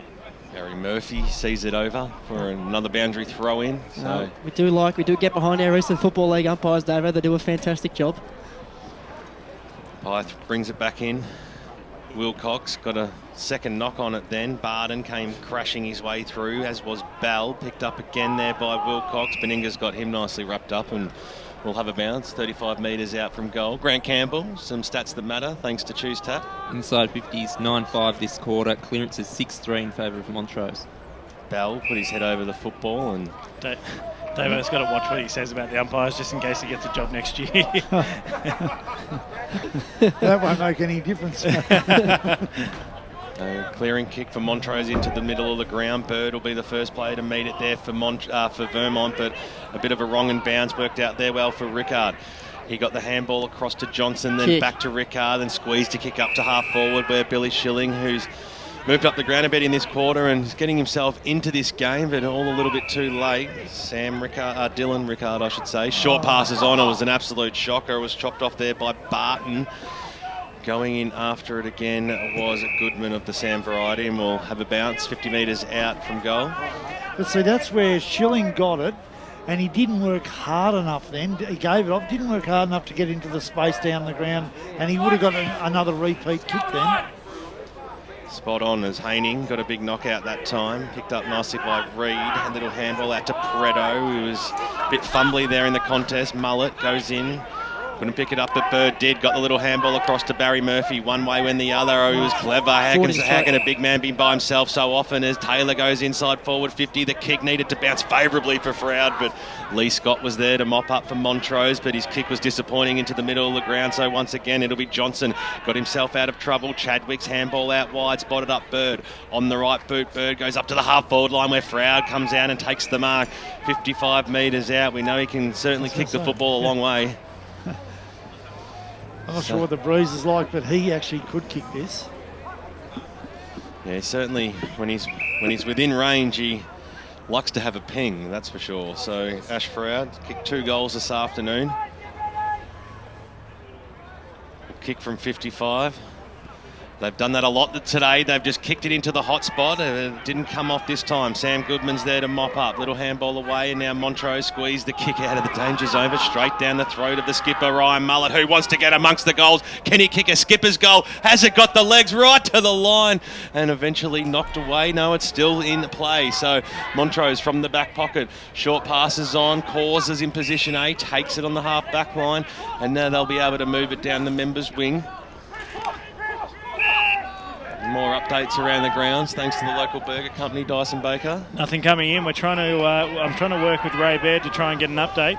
24 minutes gone. Park Orchards lead by 8 points. Yeah, certainly Twitter's not one of his things. No, it takes that long to send a text message. You get next week's results.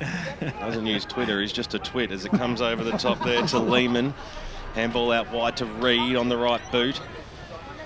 He'll kick it up towards the wing position. It was a sloppy kick again. Bird, a lot of times he's been made to work pretty hard for the football today. Seen over the boundary line and out of bounds. And Nice dress rehearsal for what's going to be a big Division 1 Choose Tap final series out here at Bayswater Oval. The ground's in perfect nick and everything set up really well around the ground. Friendly for everybody is the kick now. Comes inside forward 50. Taylor, the big man, used his body well, got down low, scooped it out, but has given away a free kick in the process. I think Jack Garthwaite, no, it'll go back to Gardle. Don't mind that. Don't mind the big bloke giving away a free kick because, you know, Vermont are in front, yet they're trying things all the time. Suddenly they throw Taylor down forward, you know, trying for a mismatch.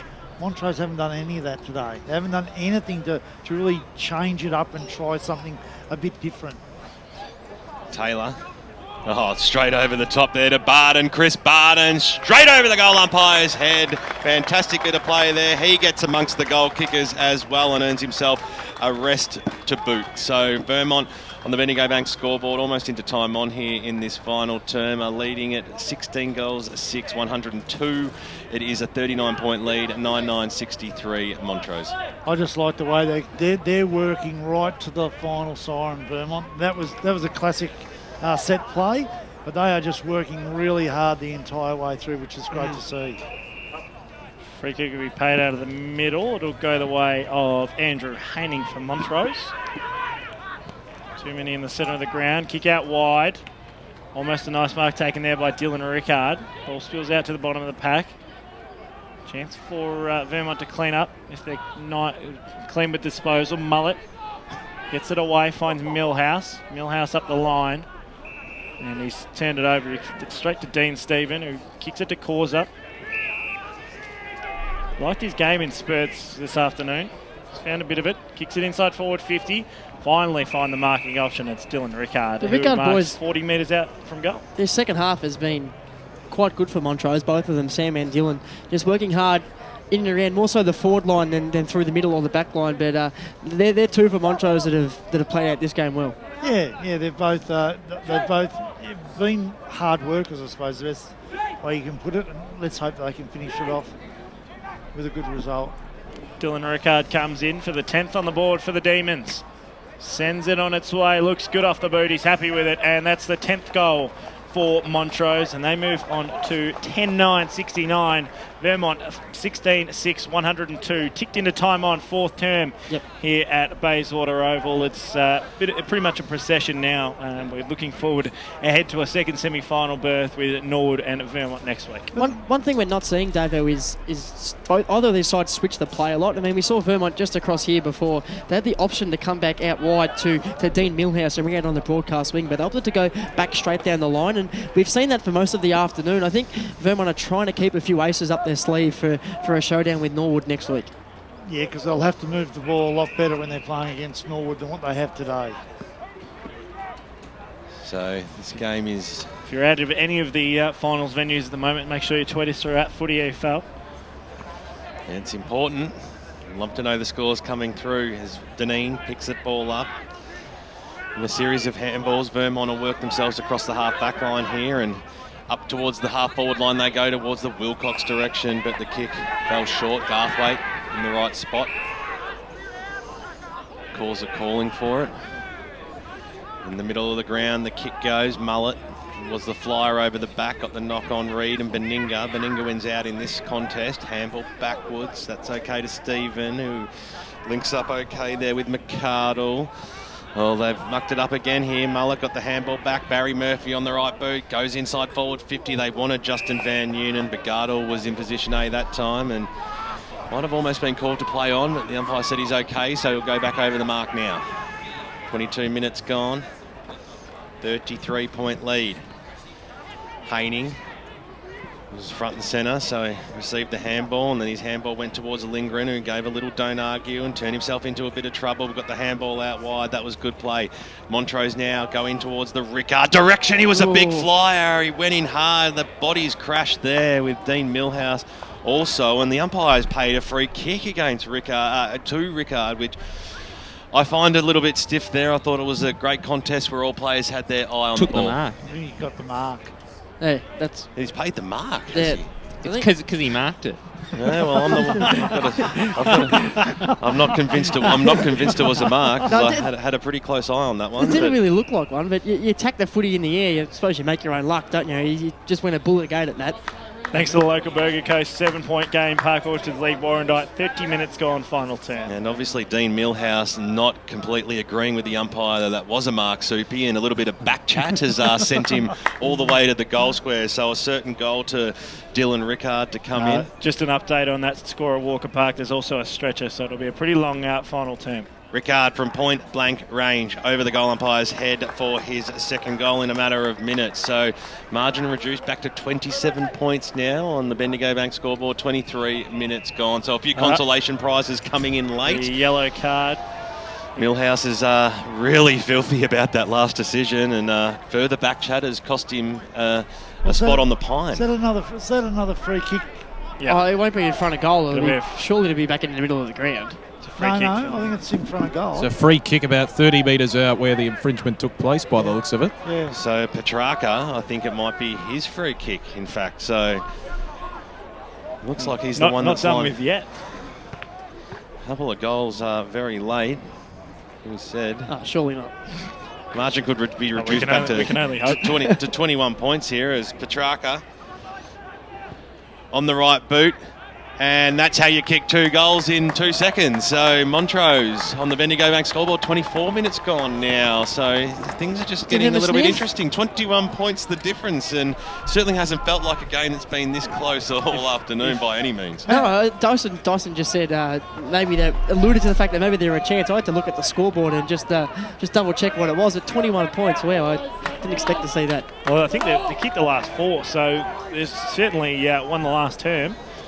Whether they can game over. Park Orchards win. What a comeback over Warrandyte. Park Orchards will play Division 3 4 years, and they're already up into Division 3.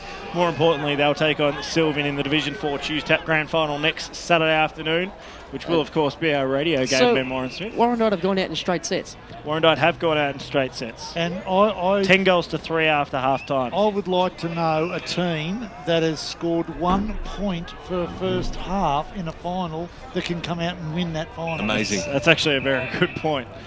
I think we forgot about that early days. Can't believe that. They finished on top of the ladder with a percentage of 239. Looked like they were a Monty to walk back into Division 3, and they've been bundled out in straight sets. Looking forward to Ray Baird's report on the BGC Bayswater post-match show. Had that added Great that final taken there by Nathan Henley. And this one just to steady the ship. I think if they can keep it roughly around 5 goals, I think that's a fair statement on the today's proceedings. Just to snuff the comeback? Yeah, but what I like about Vermont is they've shared it round. They've all, they might have had 4 or 5 2-goal kickers. I'm not sure exactly who's kicked all their goals, but they've had lots of options to go to, and that's been the impressive part about it. It's for goal number 4 for Nathan Henley. He's had been that good real burst player. Yeah. Comes in now, sends it on its way, and through for one behind. 16-7, 103, and Montrose 12-9, 81. 26 minutes gone. We're just ticking down time here at Bayswater Oval in Division 1 Choose Tap qualifying final. Nathan Henley was the one that busted the game open for them just after half-time. He kicked the 2 goals in 2 minutes and really sent Vermont on their way to some sort of dominance in the second half against Montrose. Start thinking about your votes, gentlemen, for the Trojan hand tools player of the day. Well, spearing pass to spotted up nicely there in Dean Stephen. Got it away to his coach in Johnson, who drilled a football straight down the throat of Rickard. So that's how you move the football, straight down the ground, one way then the other. Little short passes on it was risky, but running on and slamming through. A good goal there. I think that might have been Stephen who came down to put that one through. Dyson? No, shaking your head. It could be Rickard again, I think. So Dylan or Sam? Dylan. Dylan. Both kicked goals this afternoon. Dylan's kicked 3 goals then in the final turn. I can see who it is. He hasn't turned around. Hands on hips, Stan. Head number 10, yep. So Sam second Rickard. goal to Sam Rickard. So ball back in the middle now. 27 and a half minutes gone. And it's, well, who knows? Can they snag another one and really scare the life out of Vermont as the kick, this big fly there by Froud. Evo getting excited in the background there as the siren sounds, and a fantastic victory today by the Vermont Football Club. Final scores out here, 16 goals, 103. A 16-point win in the end to the Eagles, 13-9.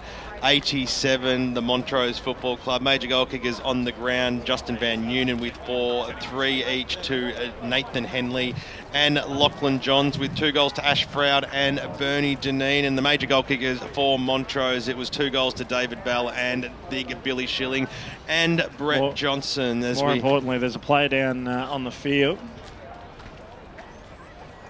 Okay. Trying to see who it is. Doesn't look just good. going to cut me off and then go silent. I know there's a 1 in it.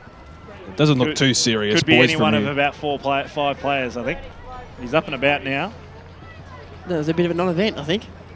Well, it looked a lot worse than what it was. He didn't move for a couple of seconds, so as you were. Well, I've wrapped up the major goal kickers. I think there's a pretty happy man down boundary side talking to Damian Watson and Aaron Kirkby-Rodier, the victorious coach of the Vermont Football Club, Steve Cochran. I certainly am, boys. Steve, a 16-point victory in the end. You were tested late, but you managed to hang on. That must be very rewarding for your club. Oh, I don't know if it managed to hang on, but yeah, choice of words there. But yeah, look, we're pretty much in control. Look, there's a few decisions late in the game that were a bit baffling from our point of view, but look, at the end of the day, the boys played a great game of footy. Hot weather out here, big ground. Will be better for the experience out in Bayswater, and yeah, really happy to get the win. Absolutely, mate. Now, just tell us, obviously, the efficiency in the disposal really lifted after quarter time. Was that one of the keys to your advantage today? Yeah, most certainly. Look, good ball use, hitting targets always helps. And I thought early we probably turned it over a little bit and gave Montrose an opportunity, which they were able to execute on. But I thought as the game got on, it opened up a little bit more. Our better players got on top, and we really started to execute. All right, I might throw you some questions from the boys upstairs. G'day, Steve. It's BWS here, mate. Congratulations on the win. It looked like you were able to try a few different things right throughout the afternoon as well, which will hold you in good stead over the coming weeks. Yeah. We didn't try and mix it up too much. We wanted to stick with what we knew, and look, I thought as the day went on, we started to get right on top, and I thought the boys had a great game in the end. Steve, a good win from the twos this afternoon as well. Does that pose some headaches for yourself at the selection table this week? Look, we've had headaches all year, to be honest. We've got a number of guys who can step up into the fold. But look, we'll evaluate who we're playing against, which is Norwood next week, and we need to look at our personnel and make sure we've got our matchups right, and we can give it a real good tilt. Well, we wouldn't do it to you, Steve, to miss the song. So thanks for joining us right throughout the afternoon, and good luck in the next few weeks, mate. Thanks. Thank you very much to Steve Cochran, the senior coach of the Vermont Football Club. We can't starve a coach of belting out a theme song after a big finals victory. There's a bloke standing down there with a massive smile on his face, David Banfield, just along supporting a few of his charges. Big banners. Just wait for, of course, our Lifecare brand riders are going to be right on the spot in the Vermont winning rooms, and of course we're going to bring you that song. It is a good one too, the Vermont song. There aren't too many bad songs in the Eastern Football League. It's always good to hear one belted out with gusto. We had a score come in from a Tormore Reserve, or... Oh, it was a 29-point lead to Templestowe. It's not all about Templestowe. I was thinking of Jubilee Park, but okay, there's a score at Jubilee Park there. 29-point lead to Templestowe, 10 minutes in the last quarter. Here's the song.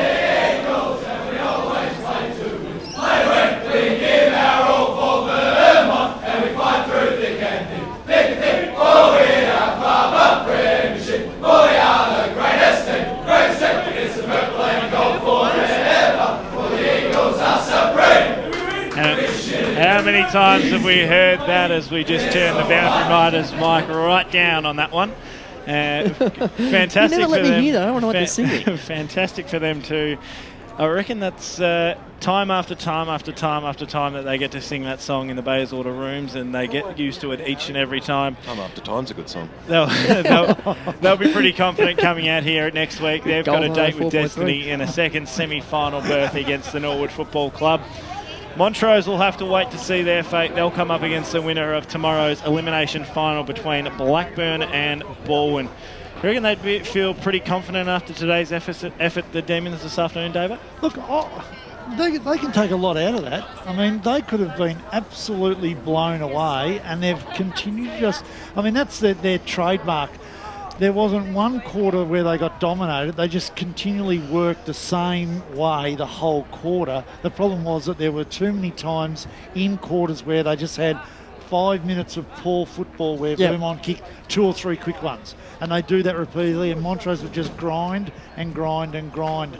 They just need to find a different structure up forward. If they can find that out, then, you know, they could beat one of the other sides. There's no doubt about that. You know, they've lost by 16 points. Yes, the margin probably flattered them a little bit. But the fact is they kept working. They kept working. They didn't throw the towel in. They could have quite easily done that. They know they've got a game next week. You see that? But they worked really, really hard. I was pretty impressed with the way they went about it, considering they were outclassed.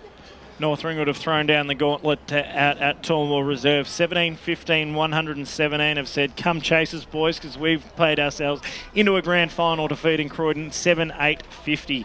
Dominant performance, a 67-point win in favour of the Saints. 3 times they've played against each other in season 24, and every single time the margin has just got bigger. It was 8 goals and it went to about 10, and now it's about 67. So they seem to be the side to beat in Division 2. There's certainly no doubt about that. Oh, look, as we said earlier in the pre-match, I think the only team that can really get close to them or shake them up could be Doncaster. They've still got to get over Mulgrave. Yeah. But if they do, I think Doncaster could beat Croydon as well, and then that would be a really interesting grand final. And if it did happen and it wasn't a beautiful sunny day, Doncaster would be a real chance. But last time they played at Shams Reserve, they really pushed them to... North Ringwood had to overcome a deficit and run home in the last quarter to win by a point against a Doncaster side that didn't have Schimmelbusch, Fiora, Disco Galache. So there's no doubt that the Sharks really can push North Ringwood on their day. They just seem to be 2 sides that match up well against one another in terms of a close encounter. So we've got 3 out of 4 final scores. Obviously, we know that Vermont's won here by 16 points. There's North Ringwood, as we mentioned, by 67 points over Croydon, and Park Orchards by 8 points. We're slowly getting updates. We believe Templestowe up over Boronia out at Jubilee. Yeah, with 27 points the margin, 10 minutes into the final term. It was a 6-0 third term from the Stowe that put some ascendancy on that scoreboard. I'm just sending out some text messages now. Or you got one now? 11-9-75 Templestowe, Boronia 8-5-53. So Templestowe finally managed to win one after losing both the Colts and Reserve. So Templestowe will play the loser of Mitcham and Montana South, and they'll be a little bit nervous going into that game. But I suppose a win's a win, and they're still going in with winning form, though, guys. Live to fight another day, Mr. Baker. That's all that matters. And that's, look, the preliminary final is one of those games where if you're going in as the winning team, that's a heck of a lot easier than going in as the losing team. A bit like what's happened today with Warrandyte and Park Orchards. Yep. You know, everyone would have backed Warrandyte to win it. But, you know, Park Orchards are coming off a win. Warrandyte a loss, and they've gone out in straight sets. While we're waiting for our Lifecare boundary riders to try and find someone out, we might cross to Grant Campbell with them choose tap match stats. For the match, Vermont won the hit out 66-50. The clearances, though, were tied at 49 apiece. Vermont had 196 kicks to 182. Montrose with 108 handballs to 88. Montrose winning the contested possessions 139 to 138. And the uncontested possessions 151 to 146. Vermont won the inside 50 count 55 to 50. Interestingly, Vermont lost the marks inside 50 7 to 13. Bit of a surprise there. Vermont getting a lot of goals from general play, and the forward 50 tackle count was 11-5 for the match in Vermont's favour. Start thinking about your 3-2-1 today. It's very tough today, I think. It's a Trojan toolkit that we're going to throw up. It'll be a Fenchurch Gully Motor Group voucher for all 4 of the grand finals, but it'll be the Trojan Workhorse Award for best on ground. And I'm going to throw you under the bus, Seymour. You're going to go to me first, though? Yep, you're up first. Okay. Absolutely. Okay, no, fair enough. I'll just quickly think on my feet here. I did do some thinking earlier on. It was one of those games where Did it hurt? It did. It was tough to give the votes out to anybody from, I think I'm going to give one vote to the man from Montrose, Brett Johnson. I know that they were pretty well dealt with for most of the afternoon, but BJ was absolutely fantastic for Montrose this afternoon. He really did play a coach's game. If he was a captain, you'd have no problem at all calling it a captain's game, because he really did lead from the front. I think we're going to go through my votes a little bit later on, because our Lifecare boundary riders are doing some of their absolutely sharpest work, and they do have a guest down at boundary side. Can't quite see who it is, so you'll have to let us know. Boys, we've got Nathan Henley here. Nathan, terrific win by the boys, and you're in for a chance to go in the grand final next week. Yeah, look, it's always tough coming here. First final, and we knew that Montrose have been travelling really well, and we haven't really had a look at them for probably it's been sort of 10 or 11 weeks since we played them, so we only played them once. So it was always going to be a challenge, and the boys were really good today. It was really hot early, and we sort of grinded it out. And before I send you upstairs for the boys for a couple of questions, what about that party trick in the goal square? Is it a goal? I was pretty confident, because it certainly didn't touch me, and I couldn't see behind me. So he was claiming it come off his shoulder or something. But I thought it was home for a moment. But it was pretty shadow when it wasn't. Boys. Nath, obviously a fantastic effort. Yourself, I mean, it was part and parcel with a few of the forwards that they just managed to play in 5 or 10 minute spurts. We saw you bob up and kick a couple early in that second term just to really get the boys going, and then Lockie Johns kicked a couple just to get the boys going once again. It's really that momentum swing that really swung your way for most of the afternoon today. Yeah, look, it's really good that we've sort of got guys that can spread the load, and when you get Lockie Johns coming out and kicking 2 of those goals at the start of the third, that's just such a weapon for him to be able to do that. And then obviously JV bobs up and you get Frowdy. So it's just good to have a good mix and spreading the load across all of those boys up forward. Nate, it's BWS here, mate. Congratulations on the win and your game as well, slotting 3 goals. But what was the area, obviously the side's done their research on the Montrose Football Club. What was the part of the ground that you really felt you had to focus on today to get over the Ds?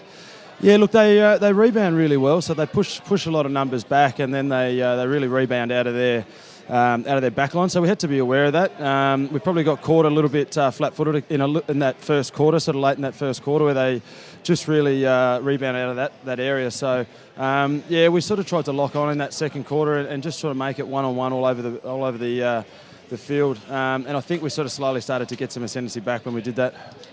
Nath, the game of Dean Milhouse down back, was that something that's highly spoken about from Stevie? The fact that he's going to play that sort of Nick Maxwell role and peel off Castricum a little bit and be the third man up and really be the general back there to help feed off the other defenders and rebound the footy? Yeah, Millie's very, very good at reading the ball, and I don't think I've seen him have a man all year, so he probably needs to lock on at some point during the season. But he's obviously very good in the air, and he uses the ball really well. So he's been in really, really good touch over the last sort of 6 or 7 weeks, and it's probably been one of the big reasons why we're going so well at the moment.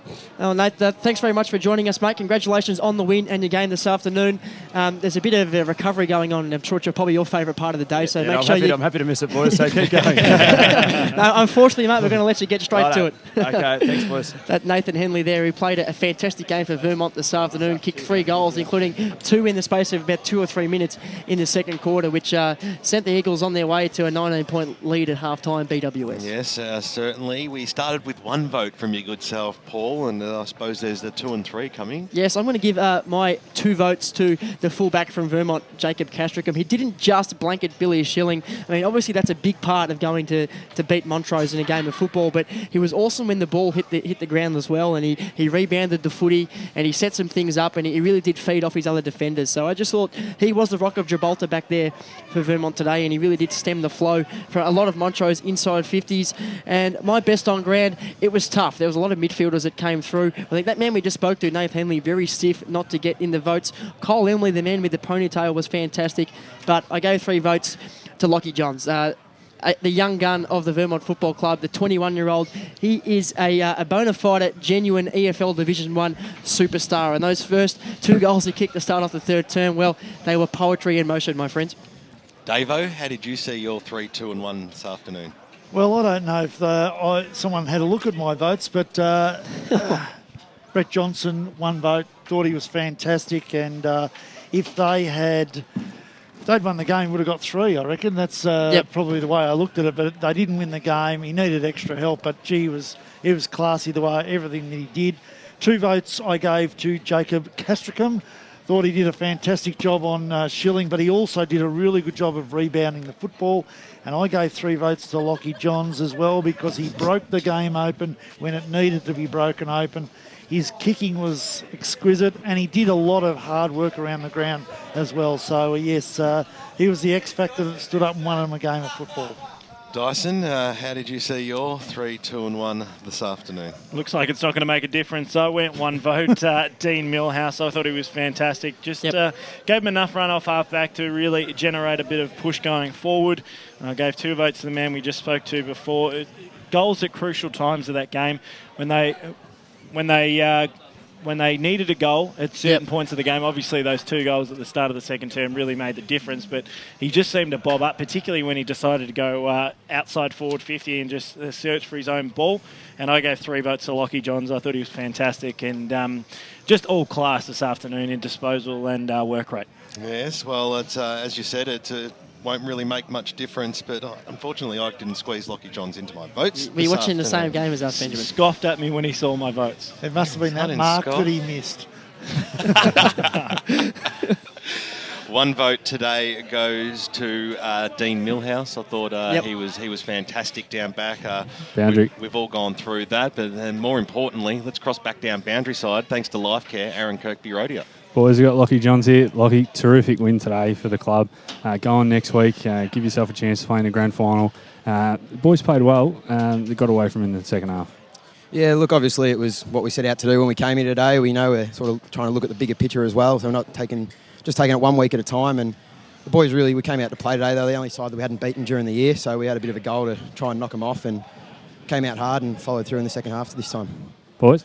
Johnsy, it's Dyson Baker up here. Those couple of goals at the start of that third term, did you just feel like the first one wasn't good enough? You thought you'd back it up and have another crack from 55? Yeah, no, that was. I was pretty happy with that. A few of the boys are trying to claim the first one, but it was a good start to the second half. Now, joke about it, but obviously the run you had out of the midfield, once you started to break the game open early in that second half, you really created a fair bit of option, particularly going forward, open up the game for guys like JVU and Nath Henley. Yeah, well, we knew that Montrose they've got a really good midfield and they run real hard, so we had our work cut out for us, and so that was another focus coming into the game. And we knew as a midfield group that it sort of started with us coming out of the midfield, and we worked hard trying to get to the forwards and give them the best opportunity we could.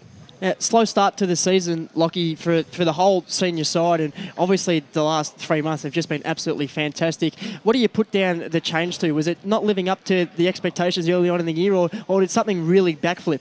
No, I think we obviously had a fair few new faces come to the club, and it takes time, new coach as well, so we were trying a few things early and stuff like that.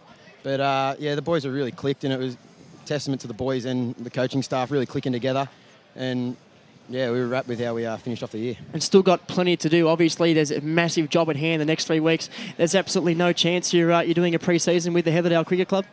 I might be nicking down to Heatherdale after the final series, but definitely not before that, I don't think. Well, it's a big I might steal his spot. Oh, yeah, they're not going that bad. Big couple of weeks for the football club, Lockie, and Vermont Football Club. Finals comes with playing for the Vermont Football Club, and all the best over the coming weeks, and looking forward to seeing how the Eagles can put it out on the park as well. Cheers, guys. Thank you very much to Lockie Johns from the Vermont Football Club. Great job by the Lifecare boundary riders down there. We probably should have let him know that he's actually going to take out the Best on Ground award today. Ask him if he needed I think he knows. Doesn't need any more of a pump up to that big head of his. Very self-indulgent is Lachlan Johns. When you're that good, you can afford to be. Exactly BWS, right. You didn't quite spit out your best on ground, mate. You're halfway there. 2 votes to Nathan Henley today. Just class when class was needed, and he just doesn't waste a disposal. And I suppose that's what really stands out with me about this guy. And wherever he plays, half back, half forward, in and around, he certainly gets the job done. 3 votes today, Jacob Castricum, who really made Billy Schilling work as hard as ever. The only times Billy was taking marks was when he had to come out and earn it up along the wing position. Although he did kick to a couple of goals, I just thought they needed those generals like Millhouse and Castricum down there, and I tell you what, they're a dominating backline who are certainly going to take some stopping, and I'd be pretty happy if I was a Vermont supporter knowing those guys are down there leading the charge. Certainly in the votes as they finished up. As we said, Ben's votes didn't matter. He didn't give votes to Johnsy never really anyway. do. Apologies to Johnson, Johns, and I thought Jai Goodman was actually very good today for the Montrose Football Club. So Brett Johnson finishes with 2 votes. So too Dean Millhouse, Nate Henley with 4 votes. Jacob Castricum with 7, and Lockie Johns wins himself a Trojan Toolkit with 9 votes. 3 best on grounds from the 3 of us. Nothing from Ben Warren Smith. No, well, it's what we've come to expect. Yeah, well, you have your opinion, I have mine. We'll see what the club puts in as their best players for the day, and then we'll be the judge of that. We will. Johnsy didn't give him any money before the match, so he didn't get any votes. Going through the final scores from the 4 games this afternoon, Vermont ran out winners by 16 points here this afternoon. Montrose will find themselves in a first semi-final next week against the winner of either Baldwin or Blackburn tomorrow afternoon. North Ringwood 17-15, 117, 67-point winners over Croydon 7-8-50 find themselves in yet another grand final and have the chance to find themselves in Division 1 in season 2015. Templestowe 11-9-75, 22-point winners over Boronia 8-5-53. And we don't have a final score, but we know that Park Orchards, the Sharks, got over the Bloods by 8 points. Looking ahead to tomorrow, as I mentioned, Baldwin take on Blackburn out at That's a biggie. Jubilee Park, the elimination final in Division 2. It'll be a radio game tomorrow afternoon. It'll be yourself, Ben Warren Smith, and Damian Watson calling that one. Doncaster and Mulgrave out at Boronia in the first semi-final to see who takes on Croydon in the preliminary final next week. And the biggest, I reckon this is the biggest one of tomorrow afternoon's matches. Wantirna South take on Mitcham. Can Mitcham continue their form of their final term out at East Burwood Reserve in the second semi-final, a chance at the grand final? Are you there, Dyson? We certainly are here, Barry. Yeah, Barry. Yeah, back in the studio. I've got a score for Warrandyte Park Orchards. Lovely. 10-62 Park Orchards. Yep. Warrandyte 8-7-55. 8-7-55, doing some of your sharpest work. So it was a 7-point win in favour of Park Orchards. So and a Vermont man, so he would have been very happy this afternoon listening to the broadcast. Yes, definitely. Barry. And they've kicked. Absolutely. They've kicked 10-1 after half time. That's crazy, isn't it? 10-1 to 3-5. 10-1. Exceptional from Park Orchards, and John Brown's men will find themselves in Division 3 in 2015. Congratulations. And also have a chance to take a cup with them into Division 3 as they take on Sylvan next week. That'll be a mouth-watering clash. Saturday out at Walker Park in Mitcham. We'll start doing the rounds and saying goodbye because it's been a fantastic game. Obviously, we would have hoped for more of a contest, but nonetheless, still a fantastic game of Eastern Football League Division 1 football. Start with you, Aaron Kirkby-Rodier. Sharp from you, as always, on the boundary. Thanks to Lifecare. Thanks very much, mate. Not quite as professional as Bernie. He's still out doing his lap on the far side of the ground as he does after every game. So You're a consummate professional. No, thanks for having me. And Damian Watson just leading the charge down on the boundary. We'll see you again tomorrow afternoon. Yes, look forward to the game tomorrow. No worries. Grant Campbell, always fantastic. The Choose Tap match stats, the best stats man in the business. Yeah, and great to see no injuries today, apart from the exception of the Boundary Riders' bruised egos after all the bagging that they got throughout the afternoon. The 4:55 brilliance from Grant Campbell once again. He thinks about it for half an hour. Every week, the zinger. And 2 men that always bring brilliance. Paul Semertzidis, firstly to you, another sterling performance. Another sterling day of Eastern Football League action. Good to come out and see Division 1. Looking forward to having tomorrow off, apart from EFL Sunday in the morning, of course, and getting back stuck into it next week. A massive edition of EFL Sunday. And we love when this man joins us at Bayswater year in, year out. And he does not disappoint. Fantastic effort from you, Brett Davidson. Thank you. Yeah, really enjoyed the game and certainly looking forward to the next couple of Div 1 finals that we get to call. If they get the weather like this in 3 weeks' time, it's going to be sensational. Oh, yeah. Can't wait to see a massive crowd out here. Division 1 Choose Tap Grand final day. Thanks to Giggles from the Loft Productions, sharp as always. What about as we expect, week after week. I'm getting there. I'm going around. Best to last. Saving the best to last. My co-commentator, the broadcast manager of the Eastern Football League, Ben Warren Smith. Great day to be back out at Division 1 finals football out at Bayswater. It never does disappoint, and had a ripper day. Game wasn't as close or as far as we probably would have liked, but we certainly got to see a sensational side in Vermont go about their business. I think they took the foot off the gas a little bit in that last quarter. Montrose were able to get back in the game. They get get their second chance. So good luck to them next week. And, of course, don't forget to thank Braden Ingram, who did a super job hosting the day right throughout the afternoon. Yes, thanks to everyone who is involved. We'll head now back to Barry Cotts in the studio for the BGC Bayswater post-match show. We've got Ray Baird, who was out at Walker Park this afternoon. Ooh, the angry man. And out at Division 2 was Tim Cotton this afternoon. He's back on board after a couple of week hiatus. And make sure you stay tuned for the BGC Bayswater post-match show from 5 till 6. EFL Sunday from 10 till 12 tomorrow it's morning. Be a big 2 hours. We'll take a 2-hour break, just refresh the batteries, and Have then a refreshment. and straight into it at 2 o'clock out at Tormore Reserve in Baranya when Doncaster take on Mulgrave for the chance to head into a preliminary final next week. And that's about all we have time for, and we'll see you next time on EFL Game Day. You could spend your weekend driving around to different car dealers, or you could avoid